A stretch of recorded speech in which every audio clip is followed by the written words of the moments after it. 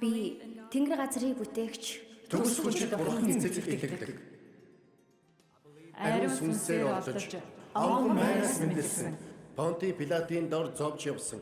совлогдсон нас болж оршуулгадаад үхэгсдийн орон руу яваад 3 дахь өдрөө үхлээс дахин амьдсан. Тэгээд мөнхийн улс руу одож төгсгчд Бурхан эцгийнхээ баруун моторт задарсан. Тэндээс үхсэн амьд бүх хүнийг шүүхээр ирэх түүний цорын ганц хүү бидний эзэн Есүс Христэд би итгэдэг. Би ариун сүнсэнд итгэдэг. Ариун нэгдмэл чуулган, ариун хүмүүсийн нөхөрлөл, гмийн уучлал, биеийн дахин амьдрал болон мөнхийн амьдралд итгэдэг. Амен.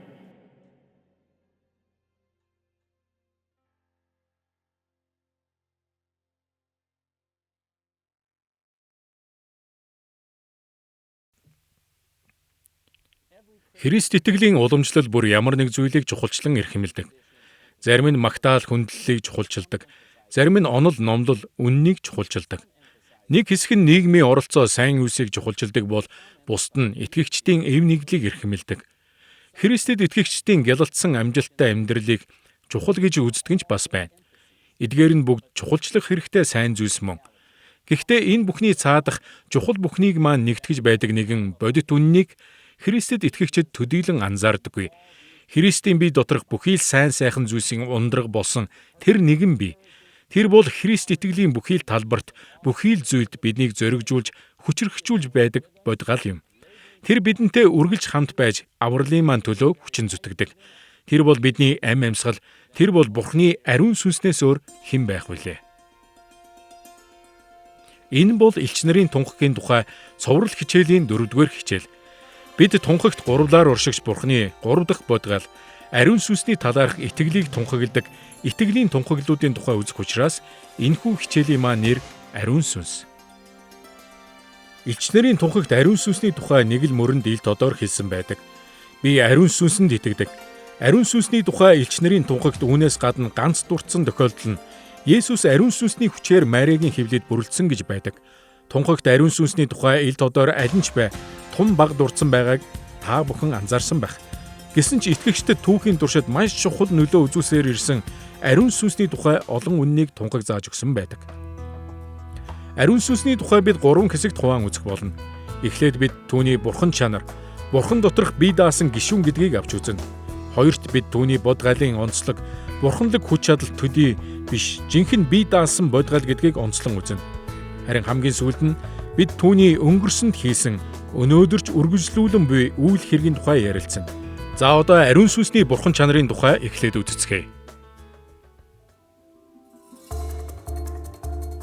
Ариун сүнсний бурхан чанарыг бид хоёр талаас нь авч үзэх болно. Нэг талаасаа элч нарын тунхаг нь ариун сүнсний бурхан чанарыг баталдаг болохыг үзнэ.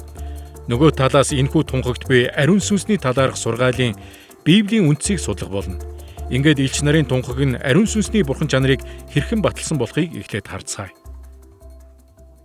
Ариун сүнсний тухай ярих үед ихэнх хүмүүс чуулган нь ариун сүнсний бурхан чанарыг үргэлж хүлээн зөвшөөрч итгэн тунхагладаг байсан уу хэмээн асуудаг. Бидэнд Никаягийн тунхагийн түүхэн баримт байгаа бөгөөд Никаягийн зөвлөл нь ариун сүнсний бодгалын тухай бүрэн тодорхой болгоогүй байдаг. Тиймээс ч өөр зөвлөл гарч ирсэн. Үүнээс болж зарим хүмүүс чуулган ариун сүнсний бурхан чанарыг үргэлж хүлээн зөвшөөрч байгаагүй гэж хэлэх нь бий. Би үүнийг буруу гэж боддог. Зөвлөл хизээч шин онол сургаал зохиох зорилготой байгаагүй. Харин зөвлөл нь тэрс үзэлтэй нүүр тулаад байсан чуулганы түүхэн болон уламжлалт сургаалын ойлголтыг тодорхой болгох зорилготой байсан юм. Тиймээс бид элч нарын үеэс эхлэн сүмийн эцгүүдийн болон чуулганы анхны теологчдын тунхаглалуудаас ариун сүнсний бурхан чанарын тухай сургаалыг олж харж болдог. Тиймээс та үүнд итгэлтэй байж болно. Бид элч нарын тунхагт ариун сүнсний бурхан чанарын тухай тодорхой заагаагүй гэдгийг эхнээсээ хүлээн зөвшөөрөх ёстой. Гэвч тунхагт ариун сүнсний бурхан чанарыг наазах нь шууд бус хоёр арга замаар баталсан байдаг. Нэгдүгээрт Гурвлын бүтцэн ариун сүнсийг эцэг хүү хоёртой эн тэнцүү адилтгадаг. Хоёрдугаарт Есүсийн эхийн хөвлөд олдсон талаарх дүрслэлээс ариун сүнсний бурхан чанарыг харж болдог. Одоо бүгдээрээ энэ хоёр асуудлыг авч үзцгээе.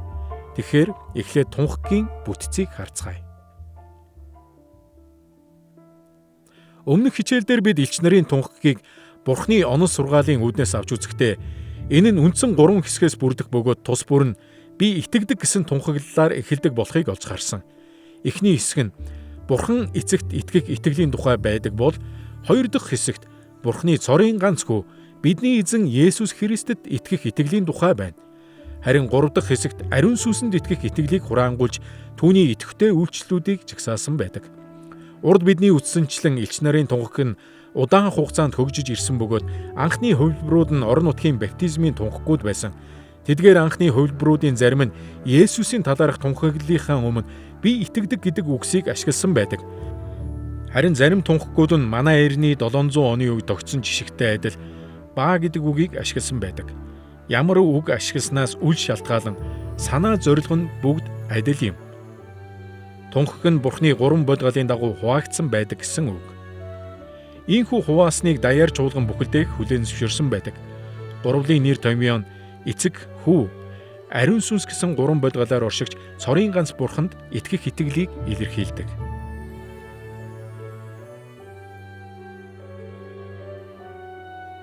Манай эртний 170-аас 236 онд амьдарч байсан анхны сүмийн эцэг Хипполитус тухайн үеийнхэн баптизмын тунхагийг гурвлын бүтцийг маш тодорхой болгож өгсөн гэж тайлбарласан байдаг. Энэхүү тунхаг нь орон нутгийн чуулганаас гаралтай боловч Яванда өргөнөөр ашиглагддаг болсон ба өнөөгийн элч нарын тунхагтай тун төстэй үг хэллэгтэй. Баптизмын ёслолд ашигласан байдлыг нь харвал гурвлыг ихэд чухалчилсан гэдэг нь тодорхой байдаг. Хэн нэгэнд баптизм хүртээхдээ 3 удаа усаар булхдаг байсан тухай Хипполитус тайлбарласан байдаг.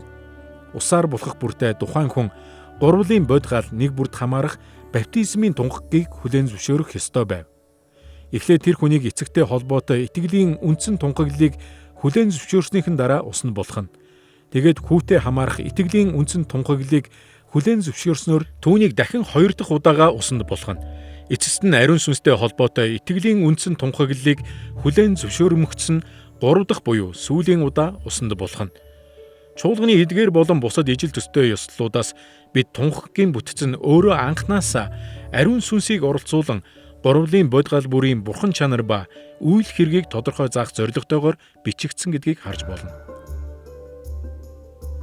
Элч нарын тунхагт ариун сүнсний бурхан чанарыг баталсан хоёр дахь арга зам бол Есүс эхийн хөвлөд олдсон тухай дүрслэл юм.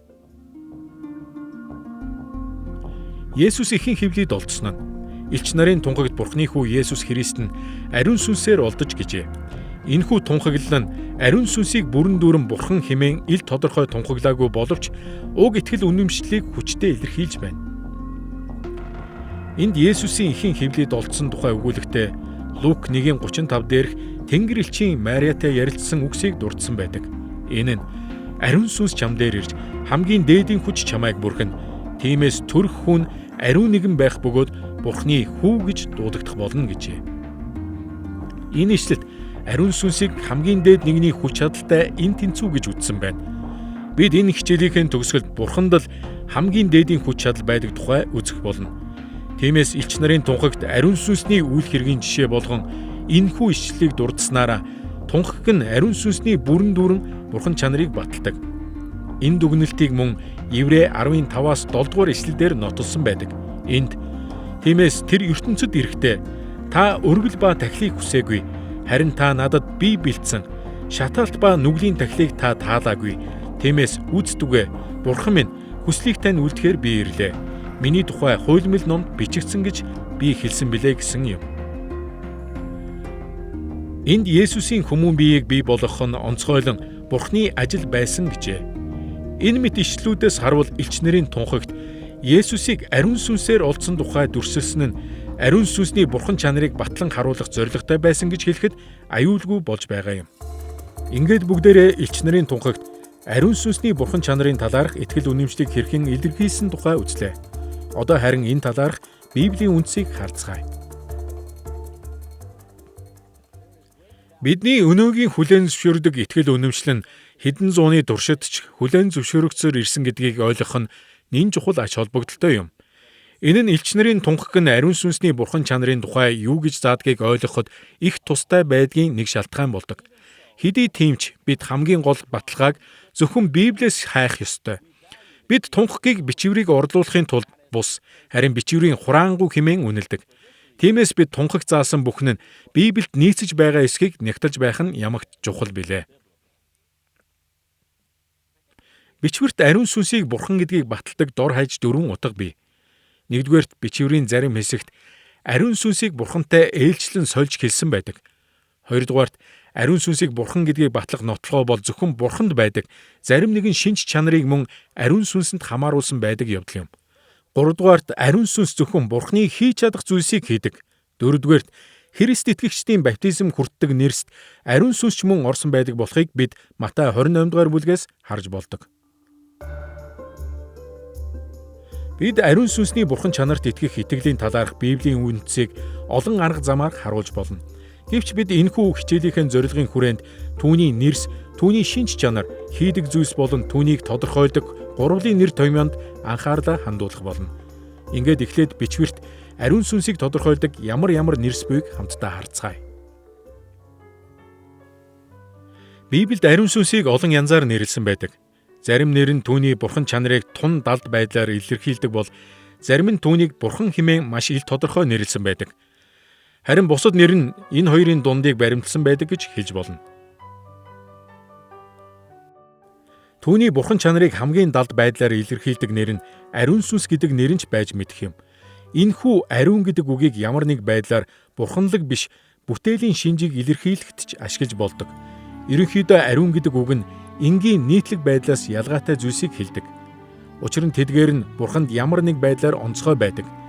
Тиймээс ариун гэдэг үг нь өөрөө ариун сүнсний бурхан чанарыг илэрхийлж чаддгүй юм. Хэдий тийм ч хуучин гэрээнд бурханыг ариун нэгэн хэмээн олонтоо дурдсан байдгийг энд анхаарах нь чухал. Бид энэ тухай 2 дугаар хаад 19:22, Исая 30:11-15, мөн Хосея 11:9-12 гэх мэт олон ишлэлүүдээс олж харж болно. Түүнчлэн Исая 63:10-11 зэрэг ишлэлд Бурхныг өөрийг нь ариун сүнс гэж нэрлсэн тохиолдлууд ч бий. Мөн еврейн эртний боловч онгодоор бичигдээгүй утга зохиолуудаас жишээ нь Мэргэн ухааны номын 9:17 дугаар ишлэлээс энэ мэт жишээг олж болно.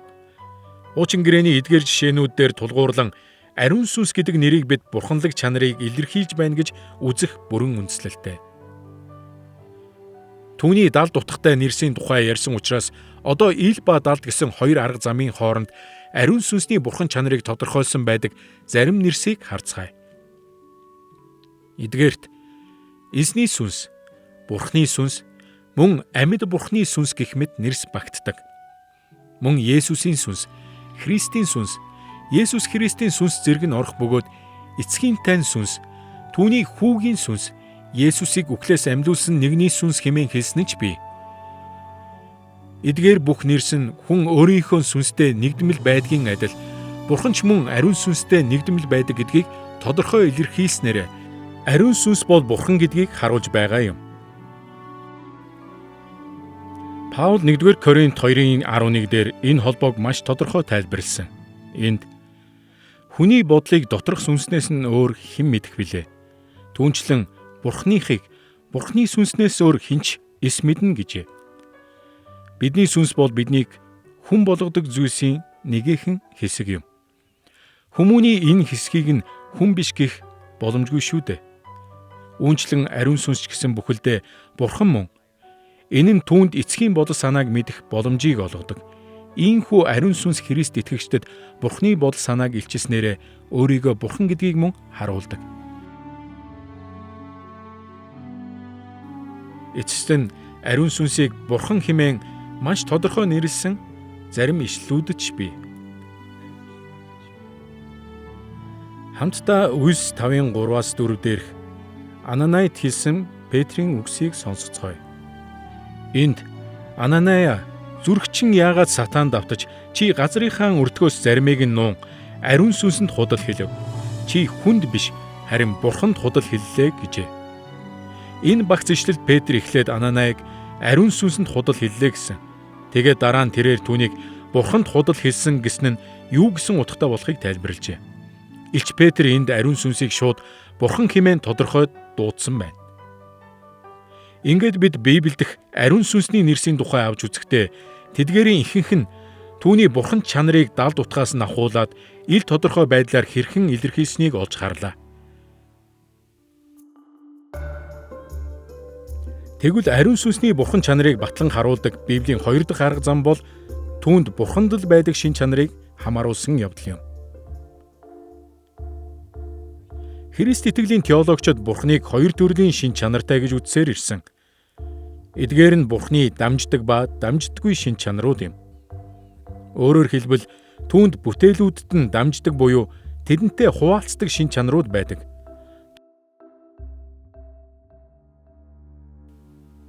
Тухайлбал Бурханд хүн төрлөختөнтэй хуваалцсан дамжуулж өгдөг оюун ухааны шин чанар байдаг. Хязгаарлагдмал бүтээл болохын хувьд хүн төрлөختөн нь Бурханы оюун ухааныг төгс ухамсарлан ойлгодгүй. Гэсэн ч бидэнд аливаа юмсийн оюун ухаанаараа тунгаан бодох чадвар байсаар л байна.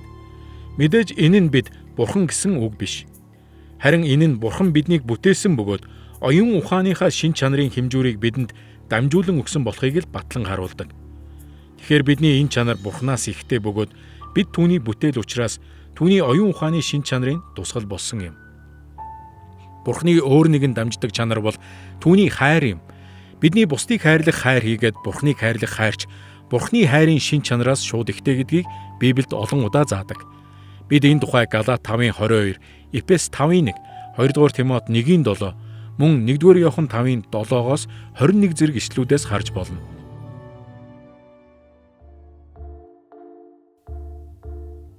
Үүнээс гадна зөвхөн Бурханд л байдаг дамждаггүй шин чанарууд гэж бий. Тэдгээр чанаруудыг бүтээлүүдтэй хуваалцах боломжгүй байдаг.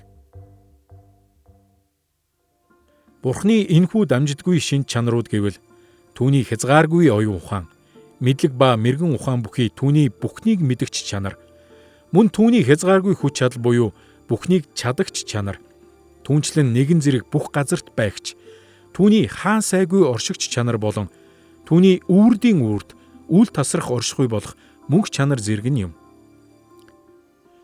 Зөвхөн Бурханд л байдаг эдгээр шин чанаруудаас хэд хэдэн ариун сүнсэнд ч мөн байдаг учраас бид түүнийг Бурхан гэдгийг баталдаг. Гэхдээ Библийг сайтар судлах юм бол ариун сүнс үнэндээ Бурханд байдаг бүхий шинжийг агуулдаг гэдгийг олж мэдэж болно. Тэгэхээр эхлээд ариун сүнс бол бүхнийг мэдгч гэдгийг авч үзье. Сүнс Бурханы бодол санааг төгс мэддэг гэж бичвэр хэлсэн. Энэ тухай Эфес 1:17, 1-р Коринт 2:10-аас 11-р ишлүүдээс харж болно. Бурханы бодол санаа хязгааргүй учраа бүрэн төгс мэдхийн тулд түүнтэй мөн ижил хязгааргүй бодол санаатай байх шаардлагатай болно. Бурханы хязгааргүй бодол санааг ойлгодог ариун сүнсний энэхүү чадвар нь түүнийг бүхнийг мэдгч гэдгийг баталж буй юм. Ийхүү ариун сүнс нь бүхнийг мэдгч тул тэрээр өөрөө Бурхан мөн билээ. Түүнчлэн ариун сүнсний бүхнийг чадагч шин чанар нь түүнийг Бурхан гэдгийг баталдаг. Түүний хүч чадал бол Бурханы хязгааргүй хүч чадал юм. Бичвэрт ариун сүнсний хүч чадлын талаар 1-р Самуэль 10:6, Ром 15:19, 1-р Коринт 12:11, 1-р Тессалоник 1:5 зэрэг олон газарт өгүүлсэн байдаг. Эхлэл 1:1-3 дугаар ишлэлээс ариун сүнс Бурханы хүч чадалтай ямар холбоотой болохыг харцгаая. Энэ нь эхэнд Бурхан тэнгэр ба газрыг бүтээжээ. Газар нь хэлбэржээгүй, хоосон төдийгүй, оёоргүй гүний гадаргууд харанхуй бүрхэж, Бурханы сүнс усны мандал дээгүүр илэн хальж байлаа. Тэгэхэд Бурхан гэрэл бий болтугай гэж айлцсанд гэрэл бий болов гэжээ. Бид өмнө нь хуучин гэрээнд Бурхан гэж хэлэхдээ ихэвчлэн гурвлыг бүхэлд нь хамруулж хэлсэн байдаг тухай үтсэн.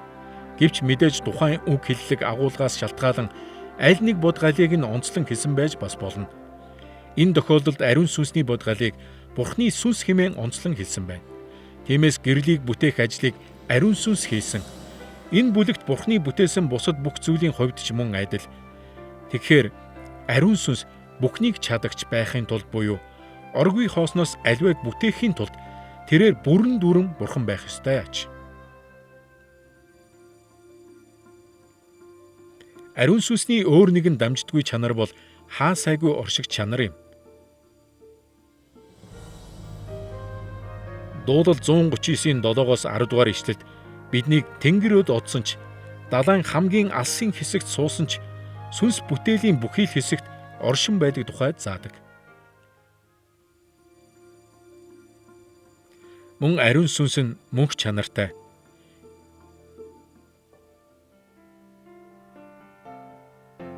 Еврей 9:14 дээр ариун сүнсийг мөнх сүнс хэмээн нэрлсэн нь тэр үргэлж оршин байсан бөгөөд оршсоор байх болно гэсэн утгатай юм.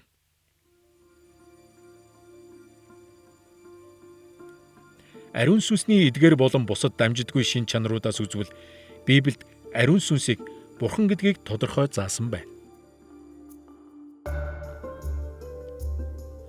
Ариун сүнсний бурхан чанарыг нотлох бичвэрдэх 3 дахь баталгаа бол түүний үйл хэрэг юм. Бид удалгүй энэ хичээлээрээ ариун сүнсний ажил үйлсийг илүү гүнзгий судлах болно. Харин одоо түүнийг бурхан гэдгийг харуулдаг үйл хэрэгээс нь цөөн хэдийг нь авч үзцгээе.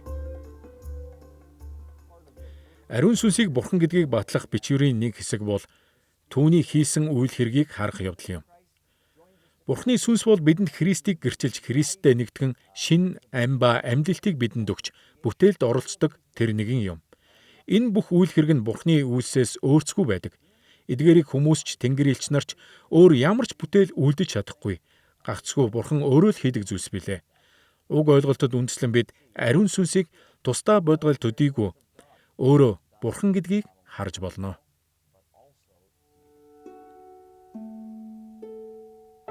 Бичвэрт ариун сүнс нь зөвхөн Бурханы л хийж чадах зүйлсийг үйлддэг бөгөөд энэ нь түүний бурханлаг хүч чадал ба шин чанарыг нь харуулдаг. Жишээ нь Ром 8:11 дээр тэр бидний сүнсийг сэргээн шинчилснээр шинэ амийг өгдөг гэсэн байдаг. Эфес 2:18 дээр тэр бол бидний эцэгт хүрэх зам гэсэн ч бий. Мөн тэрээр бидэнд авралыг гүйцэлдүүлдэг хэмээн Ром номын 5-8 дугаар бүлэгт заасан байдаг бол Ром 15:4 19 зэрэг ишлэлүүдэд иш үзүүлэгчид төдийгүй эзэн Есүсийн үйлдсэн гайхамшигт үйлсийн хүч чадлын ундраг нь ариун сүнс юм гэдгийг тодорхой заасан байдаг. Ийхүү ариун сүнсний бурхандаг үйл хэргийн жагсаалтыг дурдж барахгүй. Тиймээс түүний бурхан чанарыг батлах цөөн хэдэн гол жишээнд анхаарал хандуулъя. Юуны өмнө бурханы үг болох бичвэр бүр ариун сүнсний онгодоор бичигдсэн байдаг.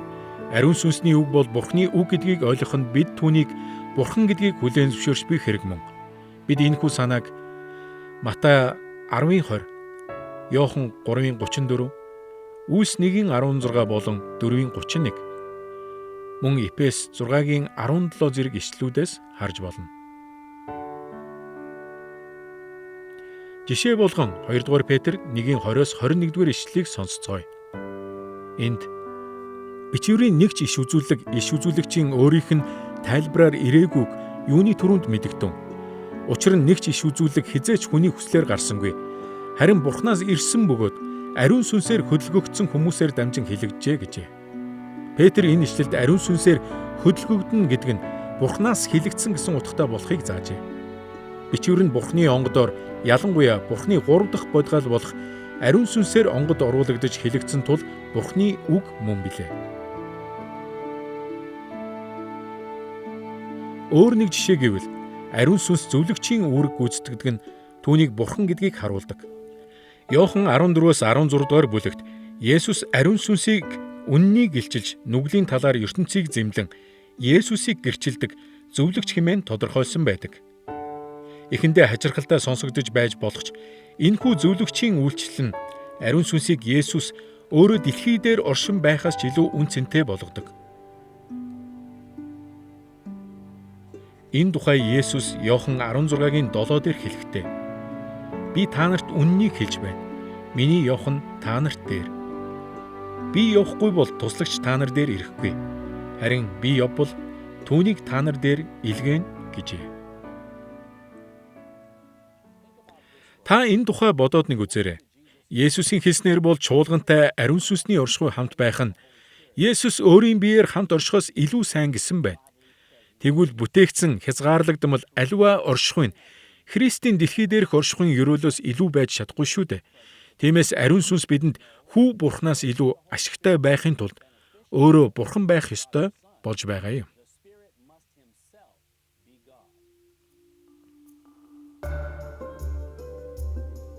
Бичвэр дэх ариун сүнсний Бурхан чанарыг баталдаг дөрөв дэх арга зам бол гурвлын нэр томьёонд түүний нэрийг эцэг хүү хоёрын хамт оруулсан байдаг явдал юм. Гурвлын нэр томьёо гэдэг нь гурвлын бодгаал бүрийг харьцангуй эн тэнцүү байдлаар ихэвчлэн тэдний хамтралыг харуулах замаар тодорхой дурдсан бичвэрийн хэсэг юм.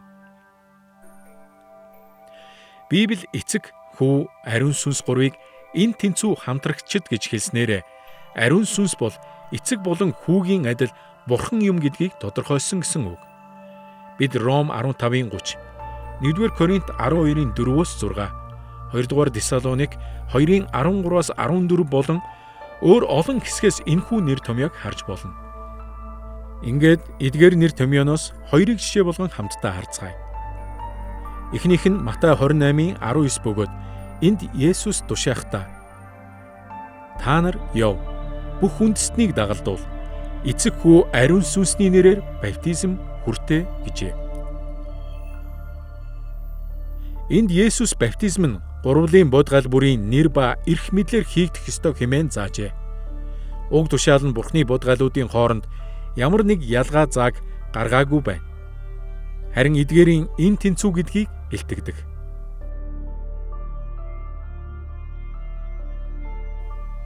Хоёр дахь тодорхой жишээ бол 2-р Коринт 13:14-р ишлэл юм. Энд Паул хэлэхдээ эзэн Есүс Христийн нэгүсэл, Бурхны хайр, ариун сүнсний нөхөрлөл та бүгдтэй хамт байх болтугай гэжээ. Паул загтлынхаа төгсгөлийн ёроолд эзэн Есүс Христ буюу хүү, Бурхан болох эцэг, мөн ариун сүнсийг хамтд нь нэгтгэн хэлсэн байна.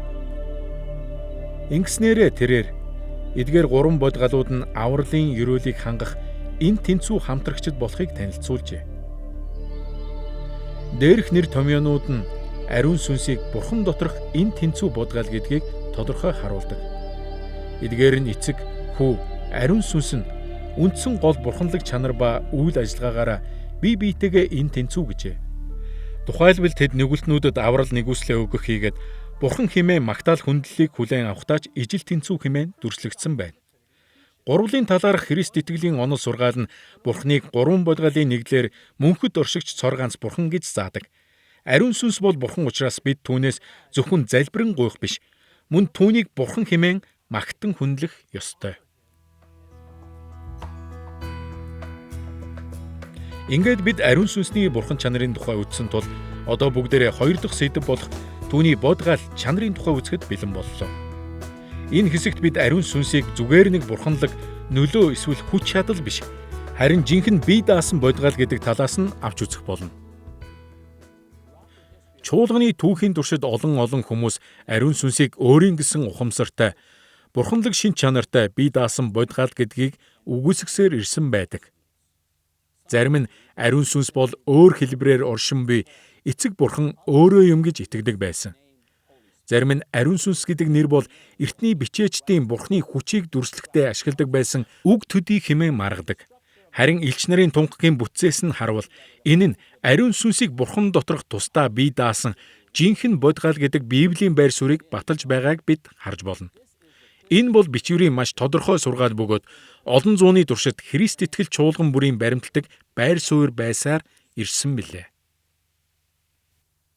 Шинэ гэрээнд ариун сүнсийг зүгээр л бодит бус хүч төдий биш, харин бие даасан бодгал хэмээн дүрсэлдэг. Тиймээс чуулган энэхүү гэрчлэл дээр байгуулагдаж, яг л үүнд итгэж байгаагаа илэрхийлсээр ирсэн байдаг.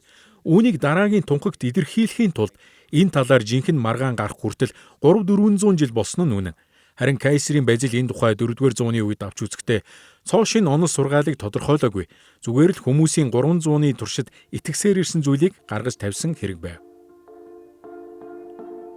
Элч нарын тунхаг нь эдгээр асуудлыг тодорхой заагаагүй гэдгийг бид эхнээсээ хүлээн зөвшөөрөх хэрэгтэй. Христ итгэлийн эхний хэдэн зуунд гарч байсан ариун сүнсний талаарх теологийн чухал маргаануудыг харах юм бол Түүнийг гурвлын гишүүн гих тунхагийн баталгаа нь мөн түүнийг бие даасан бодгал гэдгийг баталдаг. Библиэд суурилсан бусад Христ итгэлийн урсгал чиглэлүүдийн адил элч нарын тунхаг нь Бурхны сүнсийг зүгээр л хүч нөлөө эсвэл бурханлаг хүч хэмээн үзэхээс дадгалздаг. Бид ариун сүнсний бодгал чанарын талаарх тунхагийн баталгааны Библийн үндсийг 3 хэсэгт хуваан үзэх болно. Нэгдүгээрт бид ариун сүнсний эзэмшдэг хувь чанаруудыг үзнэ. Хоёрдугаарт бид түүний эцэг ба хүүгээс ялгаатай хувийн онцлогт анхаарлаа хандуулах болно. Гуравдугаарт бид түүний гурвлын бусад гишүүтэй харилцах хувьчилсан харилцааг нь тайлбарлах болно. Ингээд эхлээд ариун сүнс бол бүрэн дүүрэн бие даасан бодгал юм гэдгийг баталдаг шин чанаруудыг үздэцгээе. Ариун сүнсний хувьд чанарын тухай ярихдаа бид тухайн бодгалын онцгой чанарын тухай ярих юм. Энэ нь зүгээр л нэг бодит бус хүч нөлөө биш, харин жинхэнэ бие даасан бодгалд байдаг шин чанарууд гэсэн үг. Шинэ гэрээн дан ганц Бурхан эцгийн нэрс, Бурхан эцгийн үйл хэрэг, Бурхан эцгийн шин чанар, Бурхан эцгийн хийсэн зүйлсийн тухай л өгүүлсэн байдаггүй. Харин энд хүүгийн тухай, ариун сүнсний тухай ч мөн яг адил тайлбарсан байдаг нь тун сургамжтай санагддаг. Өөрөөр хэлбэл Библиэд эцэг Бурхантай холбоотой бүх хувь чанаруудыг шинэ гэрээнд ариун сүнс Бурхантай холбосон байдаг гэсэн үг юм. Энэ нь бидэнд дахиад л ариун сүнс бол зүгээр нэг хүч ба нөлөө биш, харин бие даасан бодгал юм гэдгийг онцлон сануулдаг.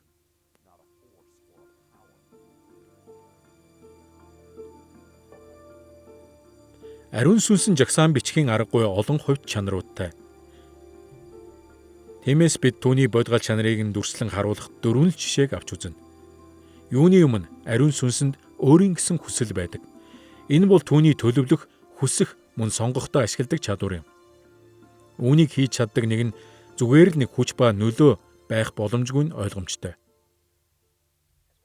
Бид 1-р Коринт 12-ийн 11-р ишлэлээс түүний хүслийн тухай харж болдог.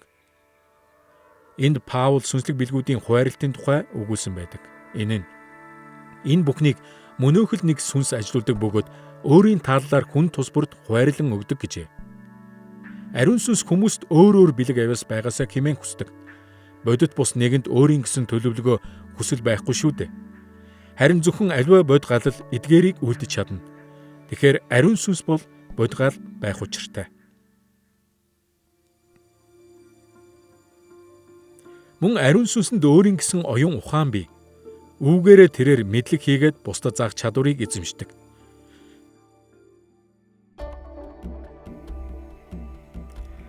Тэрээр энэхүү оюун ухааныхаа чадварыг олон арга замаар илэрхийлсэн байдаг. Жишээ нь 1-р Коринт 2-ын 10-аас 12-р ишлэлд тэрээр Бурхны бодол санааг нэгтэлж мэддэг тухай өгүүлдэг. Түүнчлэн Ром 8:27 дээр түүнд өөрийн гэсэн бодол санаа байдаг болохыг харж болдог. Мөн 1-р Коринт 12-ын 8 дээр тэрээр мэрэгэн ухаан, мэдлэг ойлголтыг ч өгдөг бөгөөд Лук 12-ын 12 дээр түүнийг бусдад зааж зөвлөдөг хэмээжээ. Есүс өөрөө ариун сүнсний оюун ухааны тухай Иохан 14:26 дээр өгүүлсэн нь бий. Тэрээр элч нартай юу гэж хэлснийг хамтдаа харцгаая. Энд харин туслагч буюу миний нэрээр эцгийн минь илгээх ариун сүнс та нарт бүгдийг заах бөгөөд та нарт хэлсэн бүгдийг минь сануулах болно гэжээ. Бодит бус нэг нь бодохгүй, мэдэхгүй, заахгүй. Тиймээс оюун ухаантай байна гэдэг нь ариун сүнсийг бодгал гэдгийг баталж байгаа юм. Үүгээр зогсохгүй ариун сүнсэнд сэтгэл хөдлөл, дотоод мэдрэмж, халамж, хайр бий. Эдгээрийг нь бид түүний хэн нэгэнд болон ямар нэгэн үйл явдлуудад хэрхэн хариу үйлдэж байгаагаас нь харж болдог. Түүний бусад хувьд чанаруудын адил сэтгэл хөдлөл нь түүнийг зүгээр нэг хүч чадал биш, харин бодгал гэдгийг нь баталдаг. Жишээ нь Ром 15:30 дээр ариун сүнсний хайрын тухай дурдсан байдаг. Мөн 1-р Тесалоник 1:6 дээр түүний баяр хөөрийн тухай өгүүлдэг. Тэрээр мөн гашуудан гомддог болохыг Эфес 4:30 дээр бидэнд харуулдаг. Энд Бурхны ариун сүнсийг бүү гашуудвал золилтын өдрийн төлөө та нар түүгээр тамгалуулсан юм шүү гэжээ. Ариун сүнсэнд гашуудан гомдох зэрэг сэтгэл хөдлөл байдаг нь түүнийг жинхэнэ бие даасан бодгал гэдгийг баталж байна. Эдгээрээс гадна сүнсэнд бидний хэлж занснаар гүйцэтгэгч чанар байдаг. Тэрээр өөрийн гэсэн хүсэлтэй бөгөөд ямар нэг зүйлийг зорьсноо гүйцэлдүүлэх чадвартай. Энэ нь түүнд зөвхөн аливаа бодгалын хийж чадах тэдгээр зүйлсийг гүйцэтгэх боломжийг өгдөг. Жишээ нь ариун сүнс Бурхныг гэрчилдэг талаар Иохан 15:26 болон Ром 8:16 зэрэг ишлэлд өгүүлдэг. Тэрээр мөн бидэнтэй нөхрөлдөг талаар Филиппой 2:1 дурдсан байдаг бөгөөд үгээ хэлж тушаал буулгадаг болохыг Үйлс 8:29, 13:2 зэрэгээс тус харж болно. Жишээ болгон Ром 8:26-аас 27 дугаар ишлэгийг харцгаая. Энд сүнс өөрөө үгээр илэрхийлшгүйгээр яолон бидний төлөө зуучлан гуйдаг. Бурхны хүслийн дагуу ариун хүмүүсийн төлөө сүнс зуучлан гуйдаг юм гэжээ. Ариун сүнс итгэгчдийн төлөө залбирдаг нь түүний бие даасан бодгаал чанарын бас нэгэн баталгаа юм. Бодит бус хүч ба нөлөө нь чин сэтгэлээсээ яолон байж зуучлан залбирахгүй шүү дээ.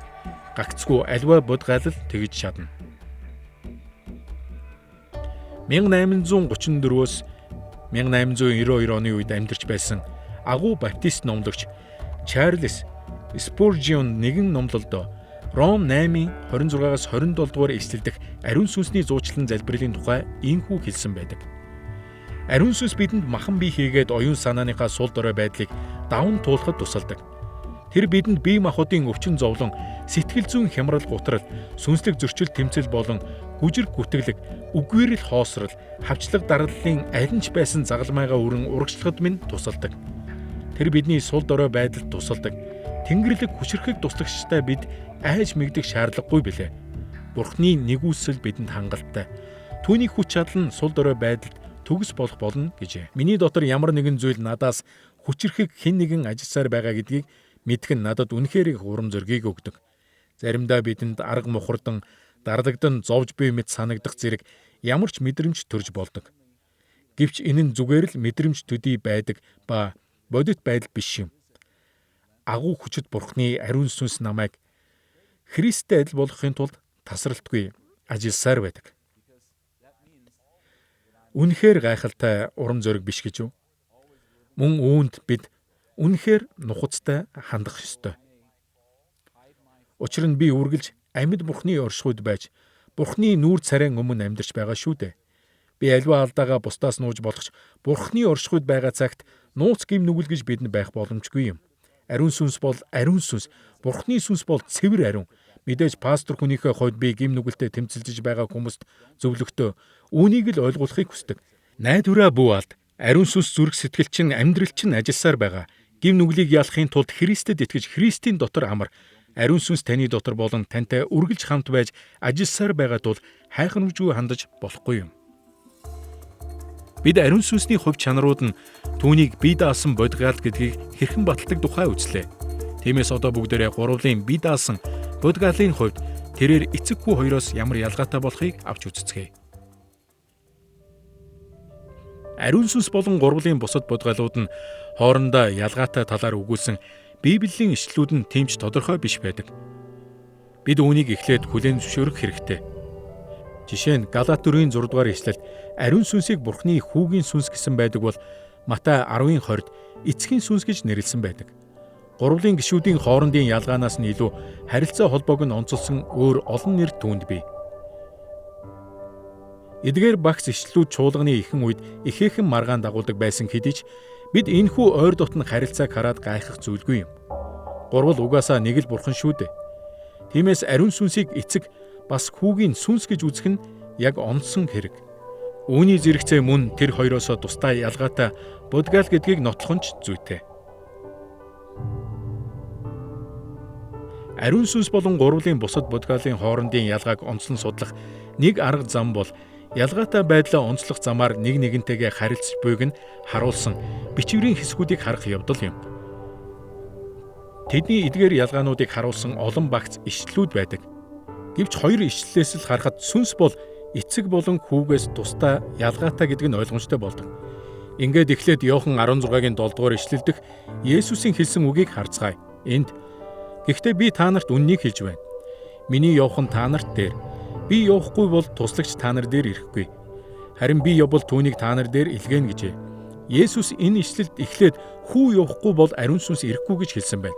Нэг нь ирэхээс өмнө нөгөө нь явах ёстой гэж хэлснээрээ Есүс өөрийгөө ариун сүнснээс тусдаа гэдгийг тодорхой ялгаж өгсөн.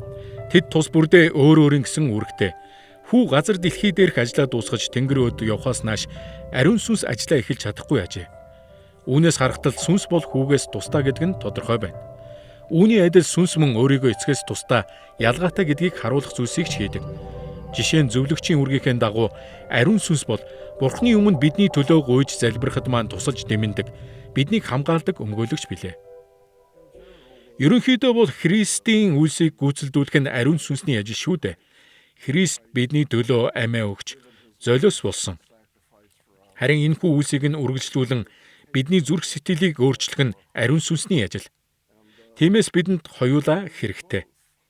Нэг ёсондоо хэрэг бидэнд зүрх сэтгэлд минь ажиллаа хийх ариун сүнс үгүйсэн бол бид өдгөө ийхүү зогсохгүй байсан. Учир нь энэ бүгд нь Христийн үйлсийн улмаас Бурхан биднийг дотроос маань өөрчлөхөөр зоригт оршдог. Тиймээс сүнс ирж, сүнс шинчлэн өөрчилж бидэнд шинэ амийг өгдөг. Сүнс биднийг ариусган, ариуслын замаар хөтлөн дагуулж, бэлэг авьяас, ивэл ёроол, үр жимсийг бидний амьдралын бүхий л талбарт өгдөг. Тиймээс сүнсний ажил бидний амьдралд зайлшгүй шаардлагатай юм. Жишээ нь Ром 8:26-аас 27 дугаар эшлэлд Паул ингэж хэлсэн байна. Учир нь яаж залбирах ёстойгоо бид мэддгүй юм. Харин сүнс өөрөө үгээр илэрхийлэшгүйгээр ёолон бидний төлөө зуучлан гуйдаг. Сүнсний бодол санаа юу болохыг зүрхнүүдийг нягтлагч нь мэддэг. Тиймээс Бурхны хүслийн дагуу ариун хүмүүсийн төлөө сүнс зуучлан гуйдаг юм гэжээ. Паул ариун сүнс бидний өмнөөс эцэгт хандан зуучлан гуйдаг гэж хэлжээ. Энэ нь тэднийг тус тусдаа бодгаал гэдгийг тодорхой тайлбарлсан хэрэг юм. Нэгэн зуучлан залбирч нөгөө нь тэр залбирлыг сонсож байна гэсэн үг. Тэр эцэгт зуучлан залбирдаг. Тэрээр хэрхэн залбирхаач мэдэхгүй байхад маань зүрх сэтгэлд минь ярьж дотроос маань ёолон байж залбирдаг. Тэгж байж л өөрсдөө ч хэрхэн хэлэхээ мэдэхгүй байгаа тэр бүхнээ бид Бурханд хандан хэлдэг юм хэмээн Паул хэлжээ. Хүүгийн нэрээр ариун сүнсний хүч дотор эцэгт хандан залбирх нь залбирлын гол хэв загвар гэж хэлж болно. Мөн бид чинь Бурханд үнэнч байдлаа алдахгүйгээр эсвэл залбирлынхаа зам өрөөс буцахгүйгээр ариун сүнсэнд шууд хандаж болох тийм л нэгүсэл ба эрх чөлөө бүхий итгэл бишрэлтэй хүмүүс шүү дээ. Ариун сүнсэнд хандсан залбирал гэх гайхалтай залбирал нь бидний залбирлын үлгэр загвар болдог. Үүнийг манай эртний 354-өөс 430 оны хооронд амьдарч байсан сүмийн эцэг Августин бичсэн хэмээн үздэг. Энэ нь ариун сүнсээ миний дотор амьсгалж ариусгаач бодол санааг минь. Ариун сүнсээ миний дотор ажиллаач. Ажил үйлс минь ч ариун байх болтугай. Ариун сүнсээ сэтгэлд минь ойр байгаач. Ариун бүхнийг би хайрлая. Ариун сүнсээ хүч чадлаа өгөөч. Ариун бүхнийг би хамгаалъя. Ариун сүнсээ намайг харж хамгаалж, ариун байлгаж өгөөч. Намайг үрд мөнх. Ингээд бүгдээрээ ариун сүнсийг бие даасан бодгаал гэдгийг нь хувьд чанар болон түүний эцэг ба хүүгээс ялгарх байдлын хүрээнд авч үзлээ. Одоо түүний гурвын бусад бодгаалуудтай харилцах харилцааныхын тухай үзье. Гурвын бодгаалуудын хоорондын харилцааг хоёр өнцгөөс тайлбарласаар ирсэн уламжлал байдаг талаар бид уг хичээлээрээ үзсэн шүү дээ. Тодорхойлбол теологчид гурвын онтолог болон гурвын экономикийн онолын тухай хэлэлцээр ирсэн. Энэ хоёр онол эцэг хүү ариун сүнс гэсэн нэг л гурвын тухай ярьдаг. Хамгийн гол нь эдгээр нь Бурхны гурван бодгаалын хоорондын харилцааг өөр талаас нь онцлон үздэг гэсэн үг. Гурвын онтолог нь Бурхны оршин буйн тухай буюу оршихуйд гол анхаарлаа хандуулдаг. Энэ үзлэр бол ариун сүнс хүч чадал сүр жавхлангийн хувьд эцэг хүү хоёртой энэ тэнцүү юм. Бурхны гурван бодгаал гуруула цаглашгүй, мөнхийн бас хувиршгүй. Тэд тус бүр мэрэгэн ухаан хүч чадал, ариун байдал, зөвхт үнэн, сайн сайхан зэрэг талаараа яг адил тэнгэрлэг мөн чанартай. Харин гурвын экономик онол бол Бурхны бодгаалуудын хоорондын харилцаанд гол анхаарлаа хандуулдаг. Энэ үзлэр бол бодгаал бүр нь өөр үүрэг, эрх мэдэл хийгээд өөр өөрийн хариуцсан ажилтай байдаг. эцэг ба хүүгийн дээд эрх мэдэлд сүнс захирагддаг. Сүнсний үүрэг бол тэдний зааврыг биелүүлж тэдэнд алдар магтаалыг авчрах явдал юм. Бурхан хаан байна, тэр газарт ариун сүнс мөн байна. Сүнс нь Бурханы оршихуйг төдийгүй үүсийг нь илэрхийлдэг. Тиймээс Бурхан өөрийн бүтээлтэйгээ харилцдаг харилцааг нь харах юм бол ариун сүнсгүйгээр тайлбарлах аргагүй юм. Ариун сүнс яг одоо хүн төрлөختний түүхийг хөтлөн дагуулж байна. Түүнийг үнэхээр Бурханы халамж бай хайрыг түгээдэг төлөөлөгч гэж хэлж болно. Христ итгэлийн теологийн хувьд гурвлын онтологи болон экономик онолын аль алинд нь ариун сүнс бол 3 дахь бодгал мөн. Гурвлын онтологийн хувьд ариун сүнс нь 1 дахь бодгал болох эцгийн мөн 2 дахь бодгал болох хүүгийн үлэн амьсгалснаар өгөгдөг гэж байдаг тул 3 дахь бодгал юм. Тэгэхээр түр азнаад зүүнний ортодоксийн сүм чуулганууд ариун сүнс бол хүүгийн амьсгалснаар бус зөвхөн эцгийн амьсгалснаар өгөгдөг гэж үздэг болохыг энд хэлэх нь зүйтэй байх. Уг сургаалын ялгаа нь манай эртний 1054 оны үед зүүнний болон барууны сүм чуулгануудын дунд хагарал үүсэх шалтгаануудын нэг болсон байдаг. Энэ нь өнөөг хүртэл үргэлжилсээр байна. Элч нарын тунхаг энэ зөрчил маргаанаас өмнө бичигдсэн учраас зүүнний болон барууны хоорондох энэхүү зөрчлийг мэдээж хөндөөгүй байдаг. Чуулганы энэ хоёр урсгал хоёулаа элч нарын тунхагийн тунхаглалуудыг бүгдийг хүлээн зөвшөөрдөг. Гурвлын экономик онолын зүгээс үзвэл ариун сүнс бол эцэгт мөн хүүд аль алинд нь захирагддаг тул 3 дахь бодгал юм. Бичвэрт түүний энэхүү захирагддаг талаар олон янзаар тодорхой дурдсан байдаг. Жишээ нь түүнийг эцэг эсвэл хүү илгээдэг ба өгдөг гэдэг. Бичвэрт Лук 11-ийн 13, Иохан 14-ийн 26, 15-ийн 26 мөн Үлс 2-33 гэх мэт ишлэлүүдэд энэ тухайд заасан байдаг. Ариун сүнс ирээд өөрийг нь хийлгэхээр илгээсэн бүгдийг гүйцэлдүүлснээрээ эцэг ба хүүд дуулууртай байдаг. Яг үүний тухай бид Иохан 16-гийн 13, Ром 8-ийн 11, 1-р Петр 1-ийн 2 гэх ишлэлүүдээс харж болдог. Энэхүү гурвлын экономик онолоор ариун сүнс 3-т байгаа гэж харагдагч тэрээр бүрэн дүүрэн бурхан бөгөөд бүтээлийн бүхий л хэсэгт бүрэн эрх мэдэлтэй хэвээр гэдгийг нь онцлох нь зүйтэй. Мөн үүний дээр гурвлын дотор харилцан эн тэнцүү байдал байх бөгөөд энэ нь нэгнийхээ хийдэг зүйлийг бусд нь ч мөн хийдэг гэж болно.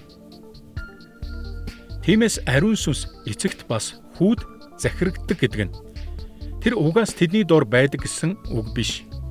Огтхон ч тийм биш юм. Ариун сүнс үнэн дээр Бурхан чанараараа нөгөө хоёртойгоо бүрэн дүүрэн эн тэнцүү юм.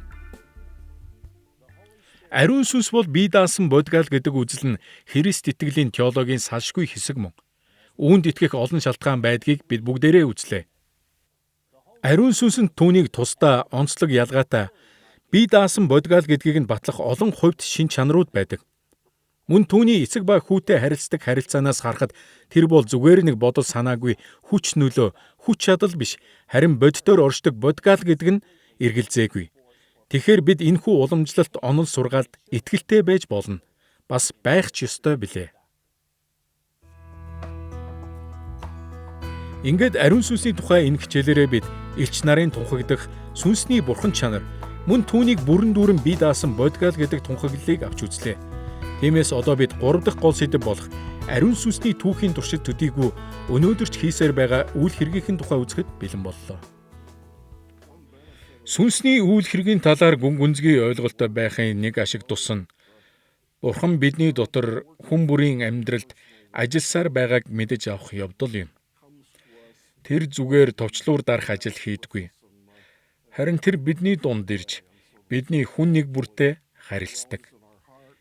Энэ нь сүнс бидний зүрх сэтгэлд оршдог гэсэн үг юм. Тэр бидэнтэй хамт бидний төлөө залбирдаг. Тэр бидэнд ариун байдлын бэлгийг өгч мөн олон өөр зүйлдер ч хамт байж тусалдаг. Үнэн дээр тэр амьдралын маань алхам бүрд Христ итгэлийн үр жимсийг өгдөг гэж Галаат номонд Паул хэлсэн байдаг. Тэр бидэнд чуулгандаа үйлчлэх олон бэлэг авьяасыг өгдөг. Энэ бүхэн үнэн дээр сүнсээр дамжуулан хийж буй Бурхны ажил билээ.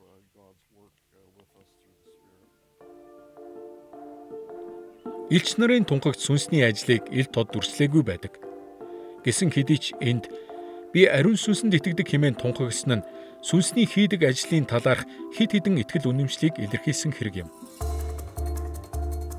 Сүнсний үйл хэргийг бид олон талаас нь тайлбарлаж болох ч одоогоор 4 талыг нь л авч үзэхэд хангалттай. Нэгдүгээрт бид түүний бүтээлч хүч чадлыг үзнэ. Хоёрдугаарт түүний ариусгах ажлын талаар харцгаана. Гуравдугаарт бид түүний бидэнд үзүүлдэг нэгүслийн тухай ярилцах болно. Харин дөрөвдүгээрт бид түүний илчлэлүүдийн тухай судлах юм. Ингээд түүний бүтээлч хүч чадлын тухай эхлээд үздэцгээе. Бид бүтээлч хүч чадал гэдэг үгээрээ ариун сүнсний шинийг бүтээх чадвар болон түүний бүтээгдсэн зүйлсийг захирч өөрчлөх чадварыг багтаан хэлж байгаа юм. Библийн Эхлэл номын 1-р бүлгийг нээгээд харахтал сүнс усан дээгүр илэн хальж байдаг шүү дээ. Харин Колосай 1-р бүлгийг эргүүлээд харвал Христ бол бүтээгч бөгөөд тэрээр аливааг ариун сүнсээр бүтээдэг тухайд бид уншдаг. Сүнс мөн дахин бүтээх үйл явцад ч оролцдог. Дахин бүтээх гэдэг маань сүнсээр дахин төрөх тухай ярьж байгаа юм. Сүнсэл хүний сүнсийг шинчилдэг. Хүн сүнсээр дахин төрөхгүй бол Бурхны хаанчлалд орж чадахгүй. Гэхдээ сүнс зөвхөн бидний сүнсийг шинчлээ зогсохгүй. Хорвоо ертөнцийг шинчилдэг юм шүү дээ. Тиймээс Паул Ром 8-р бүлэгт бүтээл өөрөө төрхийн өвдөлтөөр яолон бүх зүйлийг шинчлэгдэхийг буюу ариун сүнсний ажлыг хүсэн хүлээж буй тухай өгүүлдэг.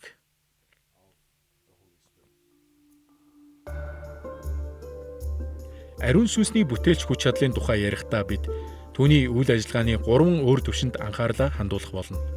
Нэгдүгээрт бид түүний байгаль дэлхий дээрх бүтээлч ажлуудын тухай ярилцсан. Хоёрдугаарт бид түүний чуулганд өгдөг сүнслэг бэлгүүдийг авч үзэх болно. Гуравдугаарт бид түүний хүмүүний сүнс зүрх сэтгэлийг шинчилдэг ажил үүргийнхэн тухай судална. Тэгэхээр эхлээд бүгдээрээ түүний байгаль дэлхий дээрх бүтээлч хүч чадлын тухай үздэцгээе. Ариун сүнсний байгаль дэлхий дээрх бүтээлч хүч чадлын хамгийн ихний ажлууд Библийн эхэнд бий. Бид энэ хичээлийнхээ эхэнд Эхлэл номын 1-р бүлэг дээрх бүтээлдэх сүнсний оролцооны тухай үзсэн. Энд тэрээр оргүй хоосноос орчлон дэлхийг өөрийн бүхнийг чадагч хүч чадлаараа бүтээсэн гэдгийг онцолдог. Дуулал 104-ийн 30 дугаар ишлэлээс бид үүнтэй ижил санааг харж болдог. Дуулаач энд газар дэлхий болон түүн доторх бүхий л бүтээлийг зөвхөн бүтээлийн эхний 7 хоног төдийгүй өдөр бүр бүтээлэхээр сүнсээ илгээдэгт нь Бурхныг магтан талархлаа өргөсөн байдаг. Дуулал 33-ийн 6-ад уг санааг дэмжиж Йов 33-ийн 4-т илүү үргэлжлүүлэн хүн төрлөختний тухай өгүүлсэн байдаг. Нэг жишээ болгож дуулал 104-ийн 30 дугаар ишлэлд юу гэж хэлснийг сонсцгоё. Энд таныг сүнсээ илгээхэд тэд бүтээгдэг. Та газрын төрхийг шинчилдэг гэжээ. Энэ ишлэлд дуулаач бүх бүтээл хэрхэн бий болсон талаарх ойлголтоо илэрхийлсэн байна. Тэрээр бүхнийг Бурхны сүнсний буюу ариун сүнсний ажил гэж хэлжээ. Ариун сүнсний байгаль дээрх бүтээлч хүч чадлыг бид мөн Библиэд олон гайхамшгуудаас харж болно. Жишээ нь хуучин гэрээнд гítэл 17-гийн 6 дугаар ишлэлд ариун сүнс Мөсед туслан хаднаас ус гаргасан. Мөн 1-р хаад 17 дугаар бүлэгт тэрээр бэлэвсэн эмэгтэй гурил ба тосыг өсгөж өгдөг. Шинэ гэрээнд Матай 14-р бүлэгт тэрээр хоол хүнсийг 5,000 хүнд, мөн Матай 15 дугаар бүлэгт 4,000 хүнд хүрэхээр болгон өсгөхөд нь Есүс тусалсан. Тэр л Есүсийг үхлээс амьдуулсныг бид Ром 8-ийн 11-р ишлэлээс уншдаг. Мөн тэрээр Паулд гайхамшиг үлдэх болон үйлчлэх хүчийг өгсөн тухай Ром 15-ийн 18-аас 19-р ишлэлээс бид харж болно. Мэдээж түүнийг үлдсэн агуу гайхамшгуудын нэг нь Есүсийн биежилт юм. Есүс ариун сүнсээр онгон Мариагийн хэвлэлд бүрлдсэн билээ. Лук 1-ийн 35 дугаар ишлэлдэх яг энэхүү гайхамшиг бол элч нарын тунхаг тодорхой дурдсан ариун сүнсний цорын ганц үйлс юм. Өнөөдөр ч ариун сүнс бүх бүтээлийг бүтээх, шинчлэх, Бурхны тэдгээрт зориулагдсан эцсийн төлөвлөгөөг нь гүйцэлдүүлэх гайхалтай хүч чадалтай хэвээр байна. Жухамдаа энэ дэлхийн ертөнцийг шинчлэх түүний ажил нь хүн төрлөختний гим нүглийн бүхий л үр дагаврыг бүрэн арилгах хүртэл нь дуусахгүй билээ. Адам, Ева хоёр сайн үг мэдүүлэгч модноос хориотой жимсийг идснээс болж Бурхны хараалыг хүртсэн. Энэ тухай Эхлэл 3 дугаар бүлэгт гардаг. Бурхан хүн төрлөختнийг газар дэлхийг бүхэлдэн захирах илч төлөөлөгчөө болгон томилсон байсан. Тиймээс Адам, Ева нарын дээрх Бурхны хараал нь газрыг оролцуулан бүх бүтээлд нөлөөлсөн юм. Тэр цагаас хойш ариун сүнс энэ дэлхийг шинчлэн сэргээж эцсийн зорж буй төрөх байдалд нь хүрэхийн тулд ажилласаар байна. түүний ажлын үр дүнд шин тэнгэр, шин газар бий болох тухай Исая 65-ын 17, 66-гийн 22, 2-р Петр 3-ын 13, мөн Илчлэл 21-ийн 1 гэх мэт хэсгүүдээс бид харж болдог. Ингээд бид ариун сүнсний байгаль дэлхий дээрх бүтээлч хүч чадлын тухай үзлээ. Одоо харин тэрээр бүтээлч хүч чадлаараа чуулганд сүнслэг бэлэг авьяасуудыг хэрхэн хангаж өгдөг болохыг хамтдаа харцгаая.